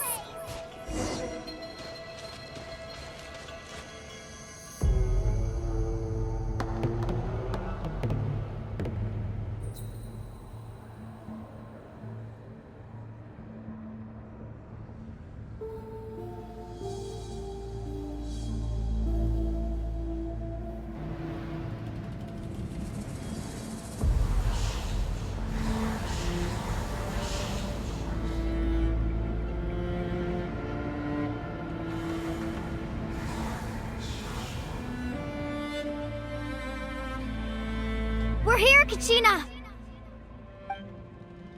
Milani? You made it! Looks like our reunion will have to wait until we take care of these monsters. Good idea. Let's go! You're here. You're finally here! Thank you so much! That monster can appear from anywhere. It almost caught me a bunch of times. The Wyab's power helped keep me hidden, so I just tried to stay out of sight until you got here. Atta girl. You did so well. And most importantly, you weren't hurt. Should we start heading back then? Actually, I have a request. Will you come visit the Wyab with me? I can't exactly put it into words, but something's wrong with the Ode of Resurrection. And I know it has something to do with the contamination from the Abyss. That was the Pyro Archon's theory as well. Everything we've seen here certainly seems to back it up. In the Night Kingdom, there are 6 main totem poles representing the Wyab of each tribe. You can think of them like the body of each Wyab. Additional totem poles, like the ones around here, serve as proxies to which the Wyab can extend their consciousness. There are countless proxies scattered around the Night Kingdom. Through them, the Wyab can extend their consciousness over the entire realm and track down souls no matter where they roam. But if a proxy were to become severely contaminated, then a soul could become lost within the Night Kingdom. Judging by the current situation, I don't think we're dealing with just one contaminated proxy. Even if we could drive back the abyssal power from one of them, that probably wouldn't even put a dent in the problem. Still, we can't just leave the Wyab to suffer. It's protected me this whole time. I agree. We might even manage to draw out the monster that's been hunting Kachina.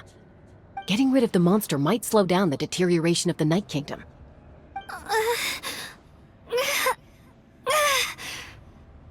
Kachina? What's wrong? Nothing. Just a headache.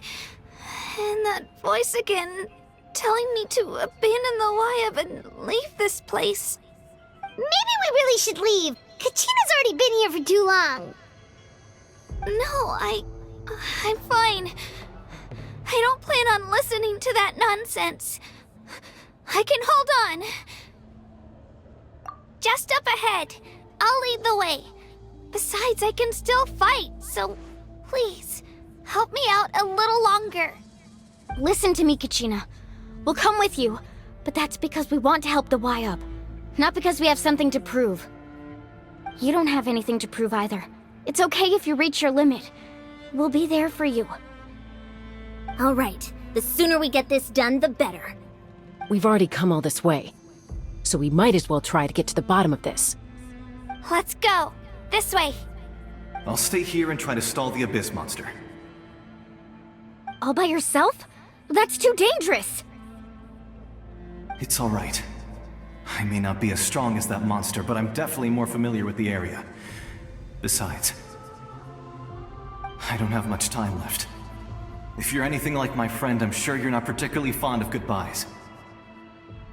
So go. Achieve your goal, and return to the world where you belong. Thank you for everything. You're a true hero. Thank you. No one fights alone.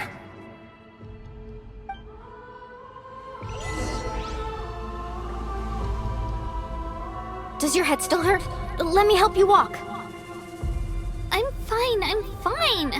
You should know I'm made of stronger stuff than that. Liyue?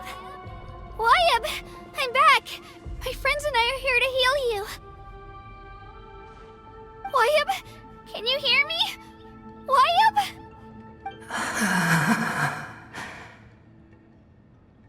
So we were right. The contamination is already too severe. It's preventing the Liyue from answering our calls. Alright, get ready everyone. Time to purge the abyssal energy from this place. Careful. We've got company. Already? You really think that puny soul could slow me down? Courage in the face of futility is pure folly. He tried to get in my way, so I disposed of him. You killed Malcolm? He would have dispersed with or without me. Rather than worrying about him, I would urge you to focus on yourself. You may have defeated others of my kind in the past, but underestimate me now, and it will be to your peril. No, the power of the Abyss is intoxicating. The destruction it seeks captivates like a masterful work of art. I strive only for the opportunity to see it up close.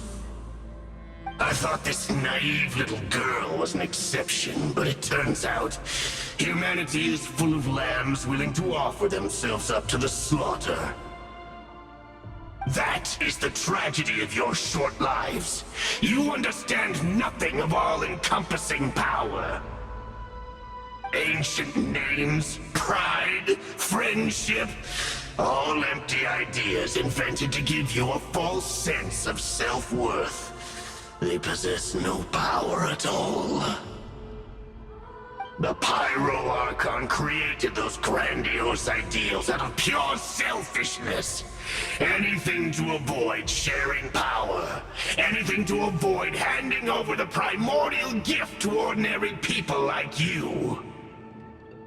Don't believe me? Then ask yourself, why is the Pyro Archon strong beyond measure, while you, Kachina, remain so pathetically weak?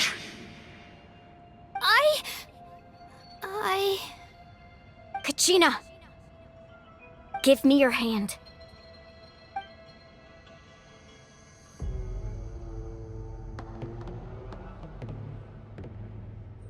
Feel that?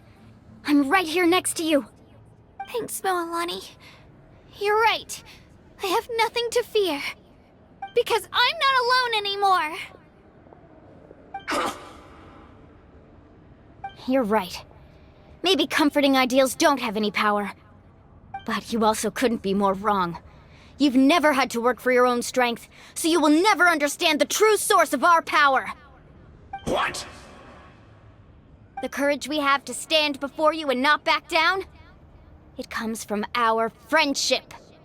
The power lies not in the ideal itself, but in our commitment to upholding that ideal, and in our decision to stand together and fight! Well said! Let's go, Kachina. It shouldn't take more than two of us to handle an enemy like this. Sorry in advance, but you deserve what's coming to you! There aren't many in Natlan who can beat us when we're together. It's time he got a taste of that kind of power. We won! We actually won! That's what he gets for underestimating you two. Fantastic work, Kachina! Absolutely fantastic! This makes me so unbelievably happy. I'm happy too, Moalani. Together we really are unstoppable! Huh? What's happening?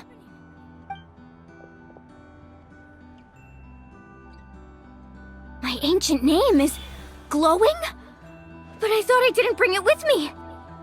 It's probably a projection from the real world, but that doesn't explain why it's glowing all of a sudden.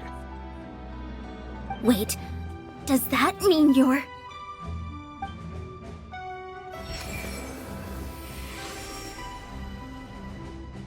That was a bold move, diving headfirst into the fire to save your friend, especially in a place so overrun with abyssal corruption.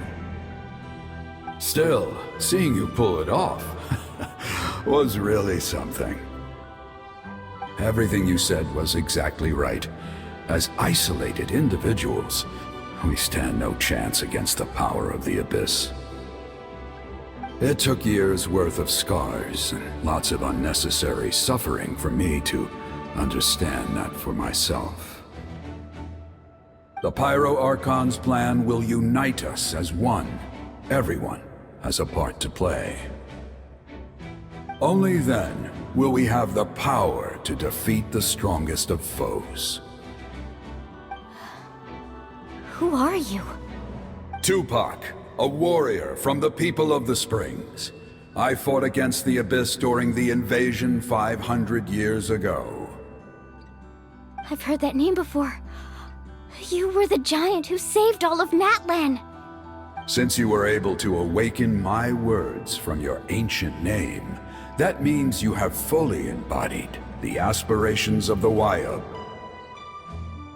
Under the name Umoja, you shall unite the tribes and save Natlan from its impending doom. Me? As long as blood still runs through your veins, even the tiniest spark of steel against stone can ignite a flame. Its blaze will become one with our vision for Natlan.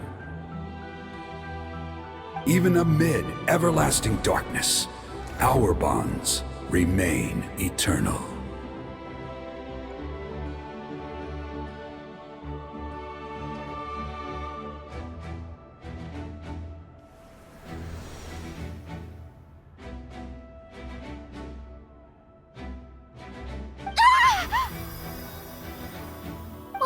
What's wrong, Malani? So many memories. My brain was just flooded with everything he once knew. So that's what happened. What do you mean? Did you just figure something out? 500 years ago, they foresaw the very crisis we're facing now. Efforts to save Natlan started all the way back then. We can go over the details once we get back. We shouldn't linger here longer than we have to. I know bits and pieces, but I had no idea Mualani was also part of the plan. This sounds like something that's going to need a lot of explaining. Let's focus on saving the Wayub first.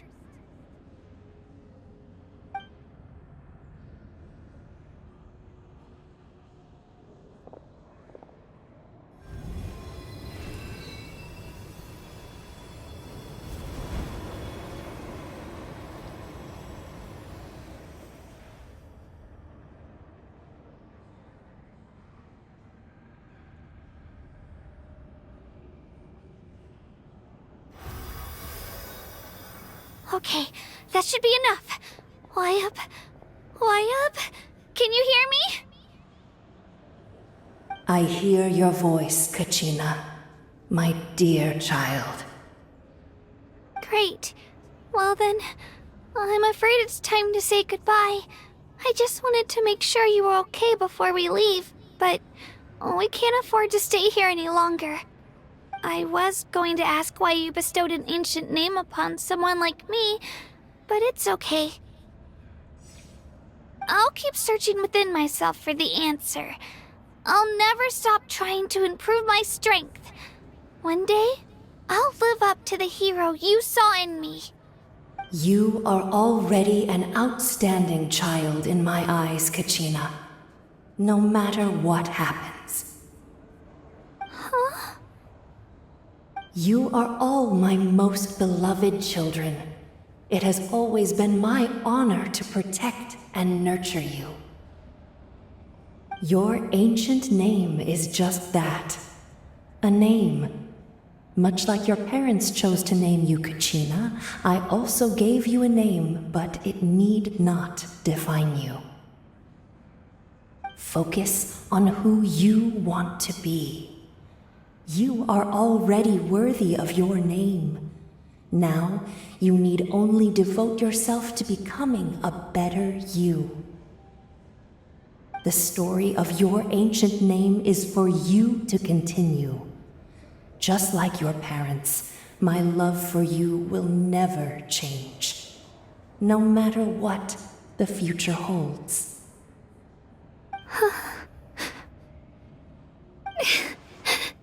Thank you, Liyue. It gladdens me to see the Pyro Archon's plan move another step towards completion, but it is time for you to leave this place. The situation here is getting worse. Go now, my children. Save Natlan on behalf of all you hold dear. I know we've never met before, Liyue, but I just wanted to say thank you for encouraging Kachina.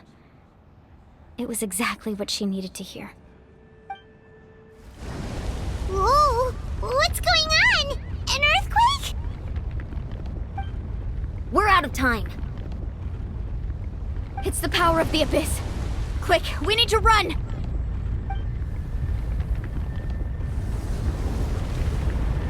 It's a Seelie! The Seelie opened the way for us!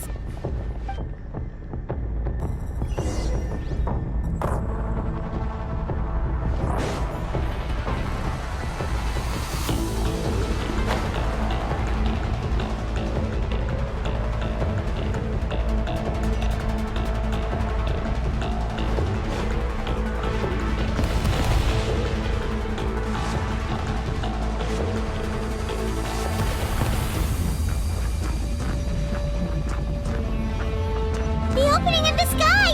It's closing! We need to hurry, or we'll be stuck here!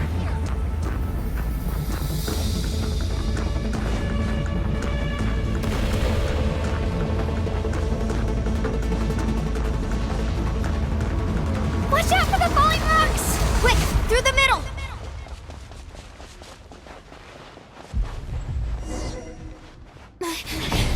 Come on, faster! We'll never make it!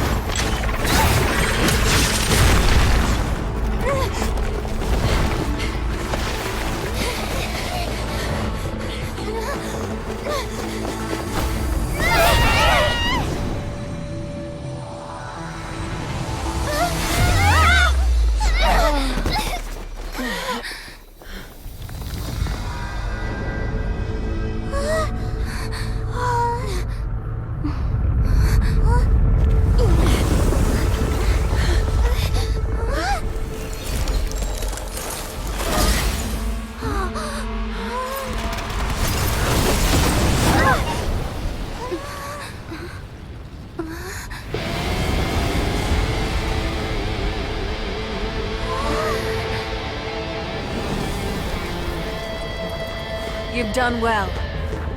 Now come home.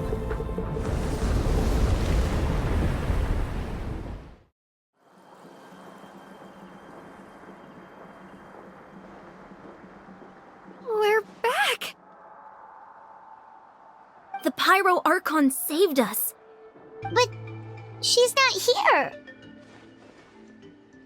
Yeah, didn't she say she used it all up? She's still in the speaker's chamber. What we saw in the Night Kingdom was just her consciousness. So you're saying her consciousness did all that?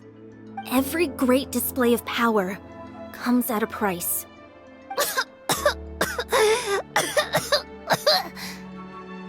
You must feel terrible, Kachina. Just hold on. We'll get you to a doctor soon. Let's get back to the stadium. The Pyro Archon said she'd have a doctor waiting for us. I recommend getting a full checkup, just to make sure no damage gets left behind. Paimon feels okay. What about you, Traveler? Right. You always seem to do pretty well against the Abyss. Let's get going. We need to share what we learned in the Night Kingdom as well. Right. The Wyatt mentioned something about the Pyro Archon's plan. What is it exactly? I'll let her explain everything. We're all a part of the plan now.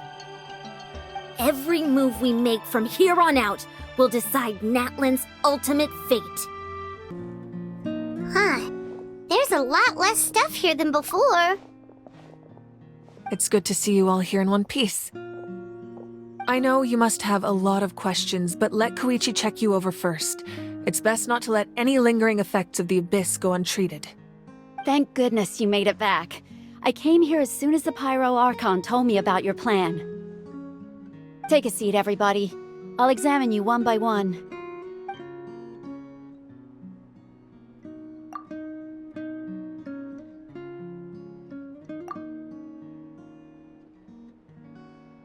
All right, that should do it for now. But just to be safe, I'll perform another checkup in a couple of days. I have to say, though, I've never seen anyone react to the Abyss like you, Traveler. It's like you're completely immune to its power. She's always been special like that. She can even purify its power. Wait, now that you mention it, Paimon doesn't think she's affected either. Given the current situation, that ability will likely play a great role in the events to come. Of course. I still have patients to see, so I'll head out. Thank you, Koichi. All right. We might not see eye to eye, but we both had good intentions. Just give it time. I'm sure we'll figure things out between us one day. Yeah. All right. There's so much to discuss, I don't even know where to begin. You've seen it for yourselves now. The devastation in the Night Kingdom. I'll get straight to the point. Natlan is on the verge of destruction. It's very possible our nation has less than a year before total devastation. Huh? No. That can't be true, can it? That's right. But I've only ever disclosed that fact to the handful of people working with me to save this nation. Our looming destruction is not a recent development, but the inevitable conclusion of the disaster the Abyss initiated 500 years ago. Mulan told us a little bit about that. 500 years ago, all the nations of Teyvat were invaded by the Abyss. Unlike the other nations, Natlan never had stable and deep-rooted ley lines, so we suffered the worst of the invasion. The battle against the Abyss was exceedingly long and brutal. In the end, victory came at the cost of our civilization and countless lives. Even then, it took centuries of solving the disasters caused by the Abyss to finally achieve the peace we know today. And still, this is but a superficial victory. The forces of the Abyss have merely been driven back underground. Their threat to Natlan remains as real as ever. I'd never have guessed. The problems plaguing the Night Kingdom are all the more complicated because that realm is essentially functioning as Natlan's ley lines. Immediately after the war, our calculations estimated that we would have a maximum of 500 years before the Night Kingdom was completely lost to the Abyss. But at that time, we were a nation of the destitute. Our people no longer believed in victory, nor did they hold hope for the future. Our civilization was dying, our faith crumbling, and the line of power passed down from the Wyatt nearly severed. If we didn't bring the nation back together, it would be foolish to even dream of defeating the Abyss in the future. So, the Archon had a long and involved discussion with the heroes of each tribe, and finally came up with a 500-year-long plan to save Natlan. So that's what happened. After finding Kachina, I encountered a strange figure who gave me a series of new memories. Since the plan was mentioned in those memories, I guess I've been chosen to play an important role in it. But there's still something I don't understand. Those memories showed me the Pyro Archon from back then. And it was you. Huh? But that doesn't make any sense. The Pyro Archon is supposed to be human. It's impossible for a human to live that long. That's right. The hardest thing for humans to overcome has always been time, or rather, the natural limitations of our lifespan. A god can extend a human's life by using a certain amount of divine power, or subjecting them to a curse. But, as we all know, Natlan doesn't have gods like that. We can only rely on our own methods. A human life is like a flame destined to be extinguished. 500 years ago, I placed my life within the sacred flame. Only by dying before my time could I have the chance to wake up again. So, in other words, this is your second life? Yes. We only managed to defeat the Abyss all those years ago because the tribes came together as one. If the Natlan of the future was to have a fighting chance, the Pyro Archons that came after the war had to rebuild the decimated tribes. The goal was to reunite the people and restore the strength of each tribe's Wayab. Once a tribe was back to its full strength, the tribe's Wayab would select a hero, indicating the tribe was once again ready for war. The Chosen would then stand by my side in defense of our nation, just like great heroes of old 500 years ago. So that means I'm one of the Chosen? That's right. You bear the ancient name Umoja, the same one held by the hero from your tribe 500 years ago. It means unity. After your adventure in the Night Kingdom, I trust you've come to fully understand the meaning of that name. So in other words, you always knew who the Wayab were going to pick from each tribe? Yes. According to the plan, each tribe was supposed to have been fully restored by the time I awoke. But something went wrong along the way. The 6 heroes successfully inherited the ancient names from 500 years ago, but the intel regarding the plan wasn't passed on to them. Once again, it comes down to the deterioration of the Night Kingdom. Communication between the Sacred Flame and the Wayab has been blocked. Just like how the Ode of Resurrection failed to bring Kachina back. Exactly. It's just another tactic the Abyss is using against us. The Abyss may not possess intelligence, but its methods certainly aren't easy to counter. If we want to unblock that information from being passed on, my presence alone isn't enough. The ancient name-bearer must establish a greater connection to their name. So, I've tried my best to help them from the sidelines.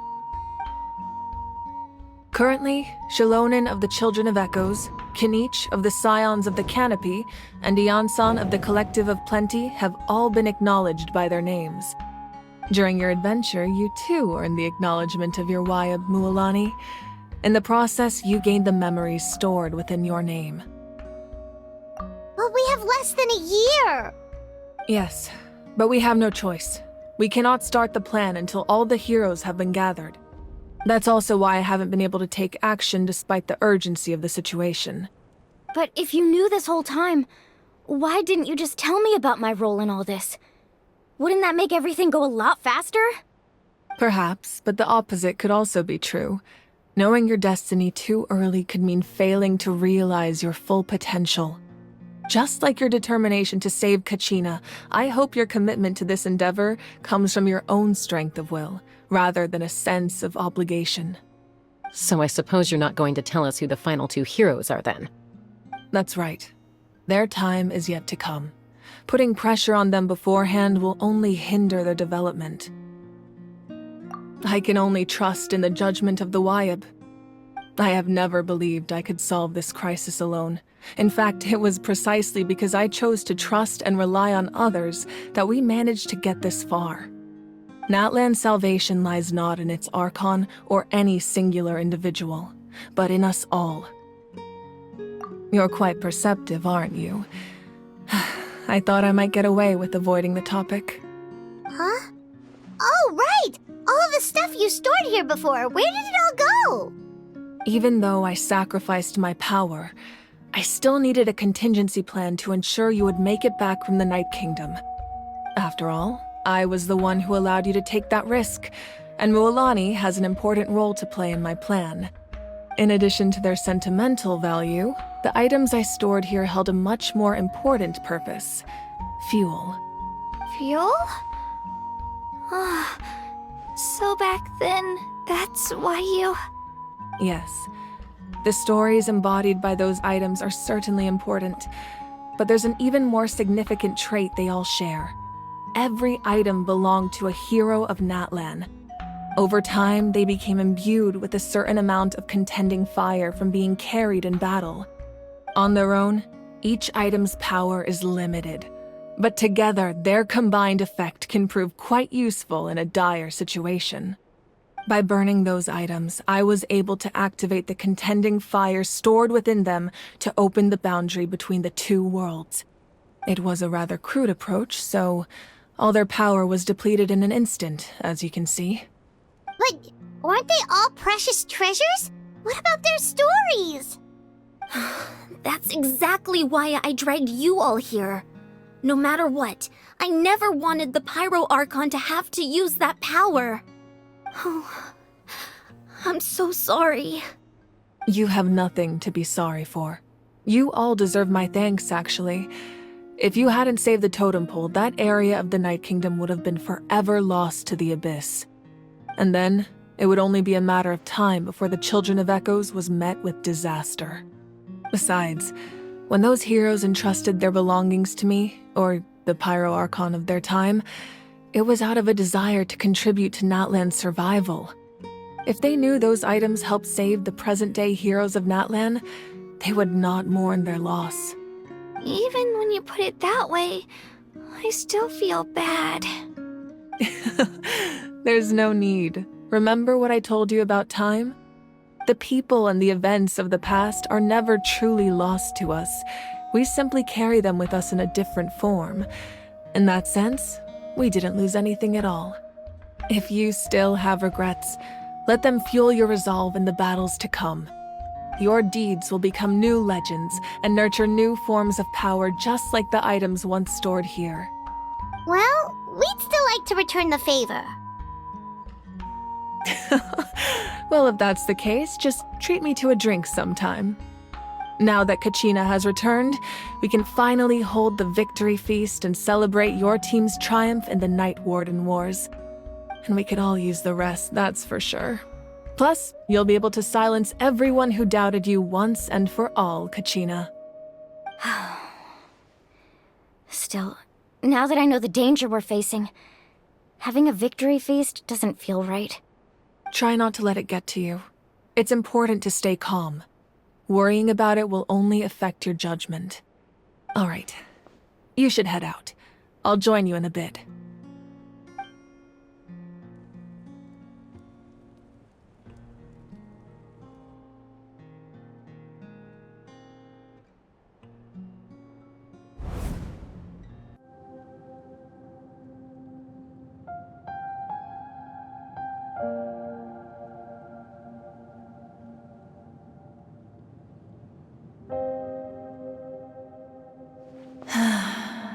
When I was young, I used to sit by the hot springs and listen to the stories of warriors from all over Natlan.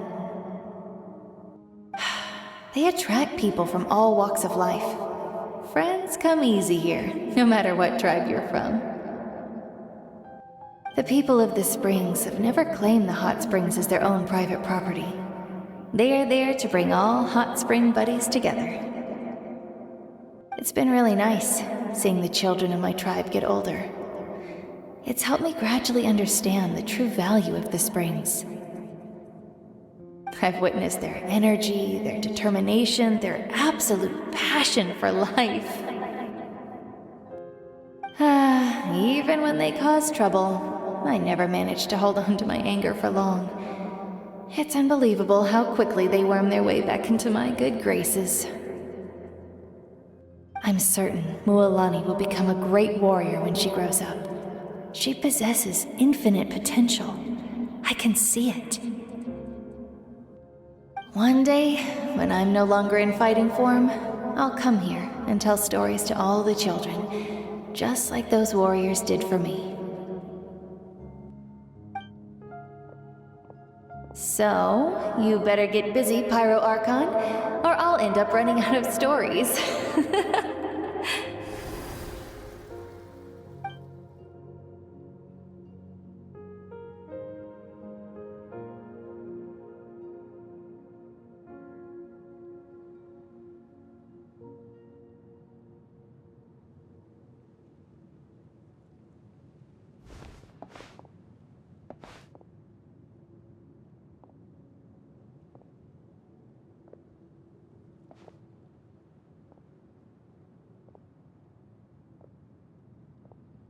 Our nation is engulfed in darkness. Our tribes stand divided, and yet you promise victory in the distant future. The Abyss is a cunning enemy, one that I faced in battle many times. Were that not the case, I would never understand exercising this degree of caution. My rage will never know absolution. Then my power will no longer aid you in victory. But you came to me because you knew you could convince me with just a single sentence. I understand your choice. The heroes of today will forge the path ahead with blood and fire. Just remember to earn us the victory we are owed.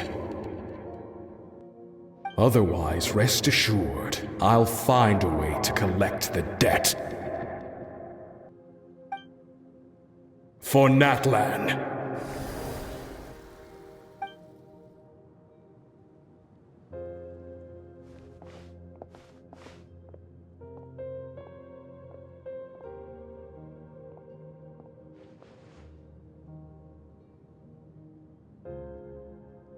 So, you're gonna head 500 years in the future to serve as the Pyro Archon again? But what about the you from right now? You're just gonna die? You can't ask her those questions and expect her to answer, my dear. The decision is hers to make, and she deserves our support. We will do everything we can to rebuild the tribes. Don't you worry. Even across time, we will all do our part to fight for Natlan's future. Yeah, Mom's right. We'll always believe in you, sis. Oh, seriously though, Dad should be here. Where is he? I imagine he didn't know what to say, so he chose not to come at all. Don't take it to heart, my dear. That's just who he is. Just remember, no matter what happens in the future, we will always love you.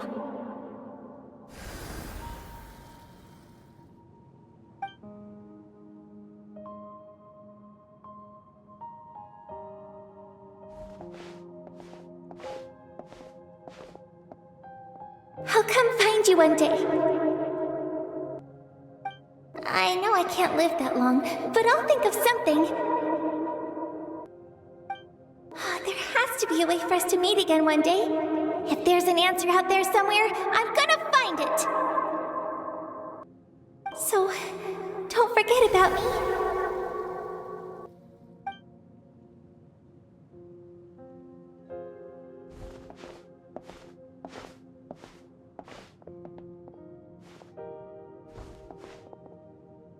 If that's your decision, then you have my full support, Archon. May our children live to see such a lovely son. For Natlan!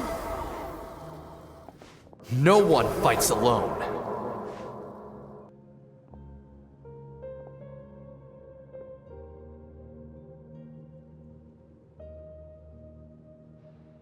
The rules are my legacy.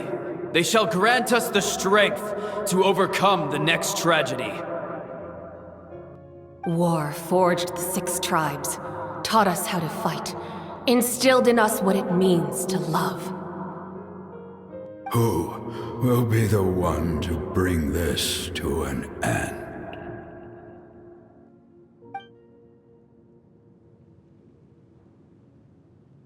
We are the inheritors of memory and legend.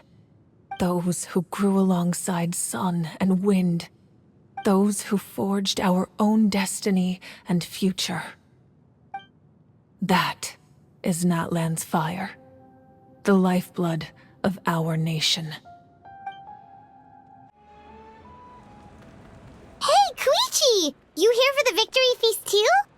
Oh, no. I knew Chaska would be here, so I just came to deliver some medicine. I was about to leave, actually. It's not that I don't want to celebrate Kachina and the others. I'm so glad she made it back. It's just... well, I'll make things awkward if I'm around my sister right now. Ah, well, you two had a fight, so Paimon can understand. She didn't cause any trouble during your trip, right? Yeah, she was super helpful. She gave us a lot of useful information about the Abyss. That's good. That's all I needed to know. Is there a reason you asked? You were pretty outspoken when we first met, but now it's like you're holding something back. Maybe it seemed unreasonable, picking that fight with her before you left, but I did it for a reason. Her impulse to fight is extremely strong. Her mental strength helps her rein it in, but she still loses control sometimes. I had no idea what you might face in the Night Kingdom, so I didn't want to take any chances. So what you're saying is... Okay, so maybe it sounds a little stupid, but it works pretty well. It helps her keep her cool for a little while, at least. Anyway, I'm just glad you were able to make it back safe and sound. That's all I wanted. But do you really have to go that far? Can't you just talk it out? No way. Chaska never opens up about her own pain, especially to her family. She can't learn about this, or it'll be even harder to help her. I appreciate the understanding, and don't worry. I'll find a way to help her ease this burden. Anyway, I need to get going. Enjoy the celebration. Oh, and if you ever need a doctor, you know who to find. Huh. Who would have thought there was a deeper reason behind their arguing? In the end, it's all the Abyss's fault. Paimon's had enough of them.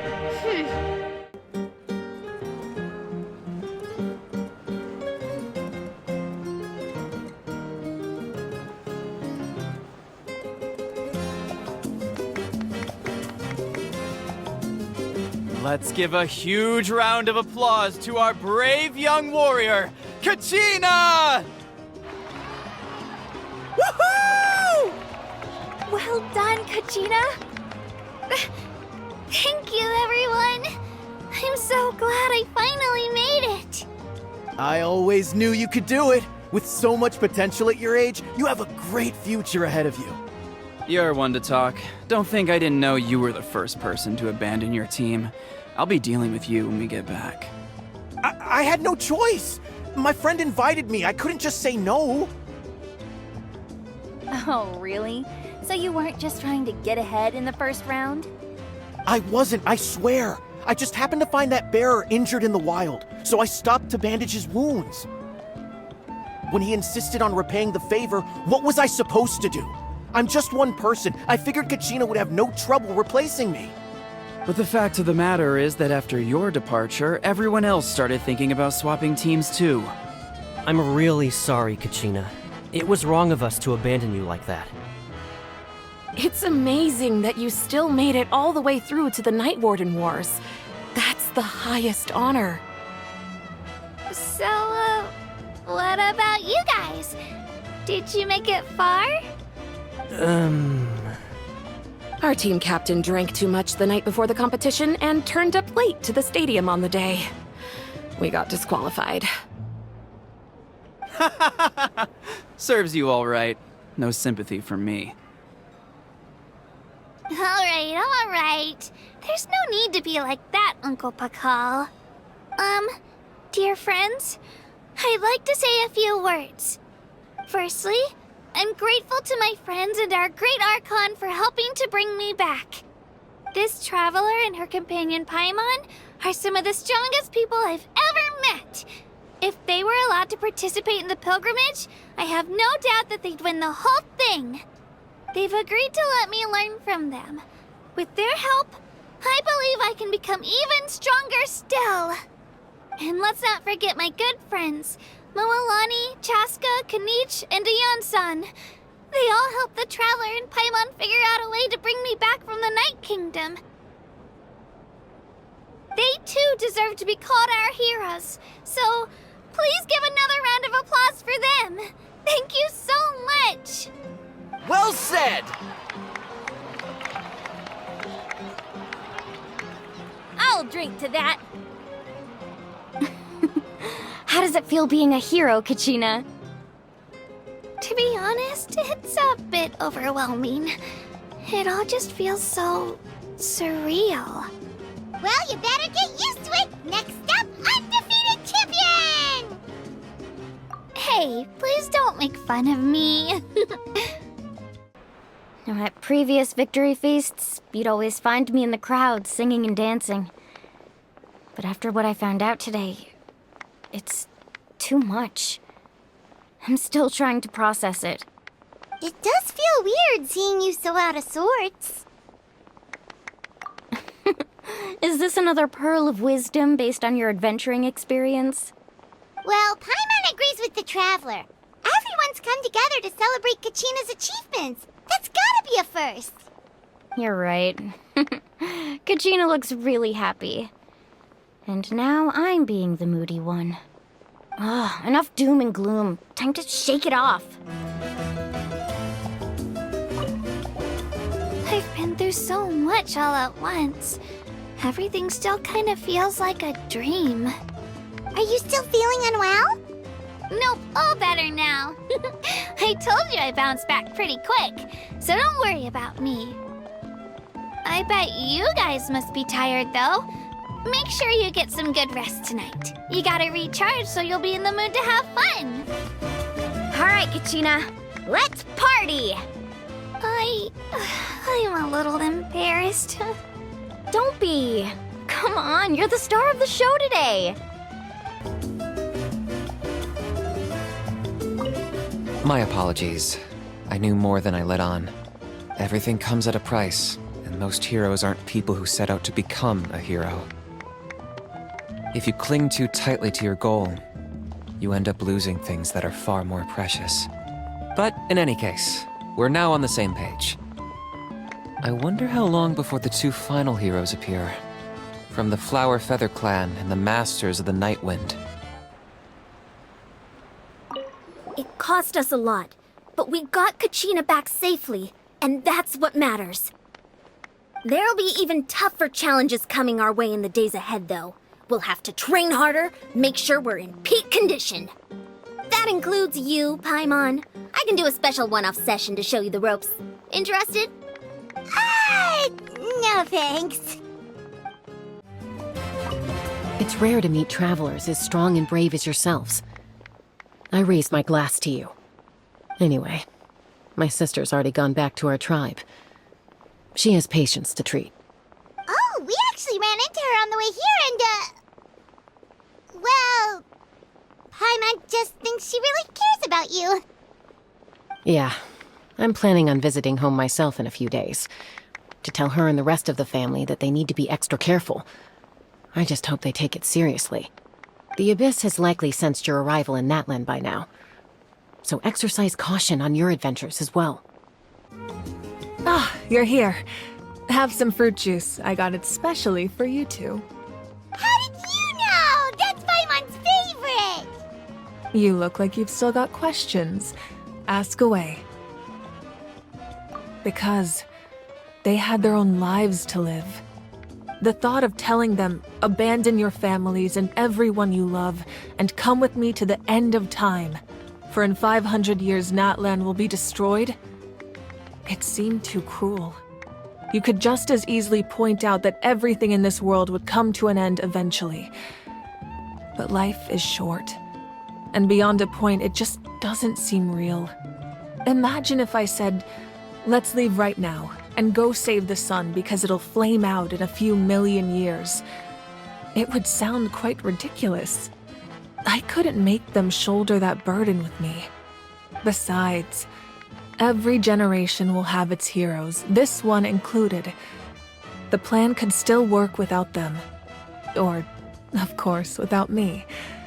But since I was the one who came up with the plan, I felt duty-bound to see it through to the end. I'm suddenly remembering that portrait in your room. Was that your family from back then?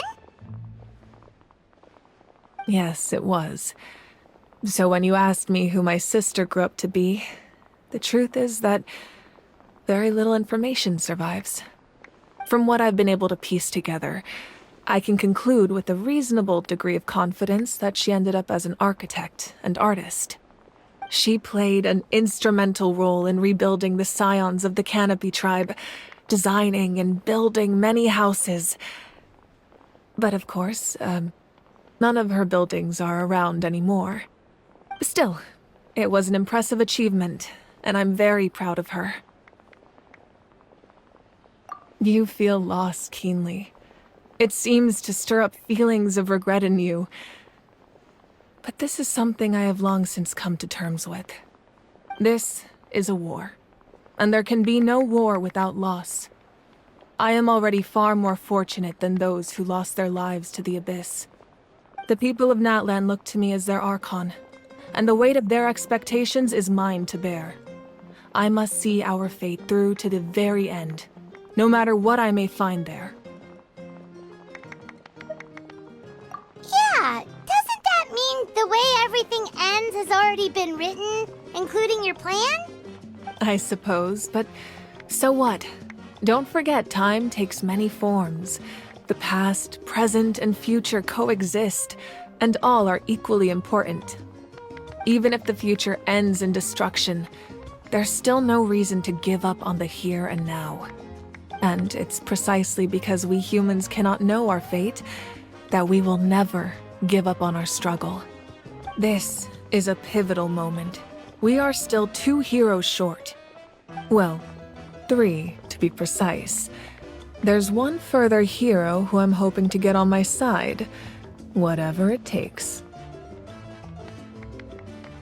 Your resistance to the corrupting power of the Abyss is truly remarkable. It would easily make you an all-important figure in the upcoming battle.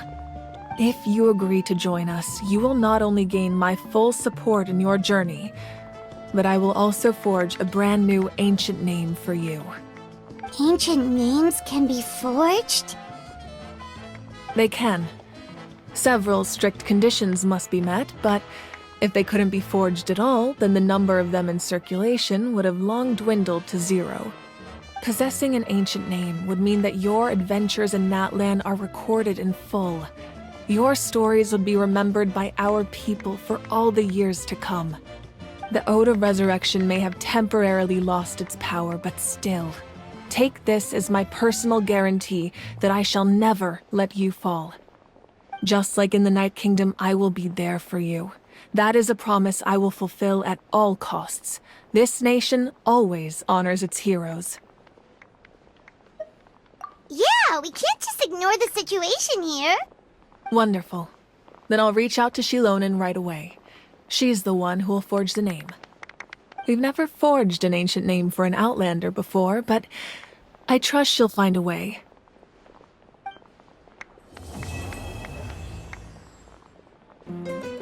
Oh, something else you'd like to ask? Well, our intel suggests he hasn't made any new movements yet, although Kenichi's investigation helped us confirm that he's being aided by someone from the Masters of the Nightwind. I'm getting closer to narrowing down who that may be, but it's still unclear whether this person aided the captain out of willingness or coercion. If you learn anything about this during your adventures, please let me know. Oh, something else you'd like to ask? The Abyss is the most formidable enemy in all of Teyvat. In the beginning, it took failure and tragedy to even begin to learn how to fight back. All of the methods you've seen in other nations were developed based on experience and insight passed down over generations. We know them to work, but few of us actually understand why. It's the same for the method we use here in Natlan. Ever since ancient times, elemental energy has been one of our most reliable weapons against the Abyss. As for the principles behind it, I'm afraid you might have to seek answers from someone older than the position of Pyro Archon itself. Oh, something else you'd like to ask?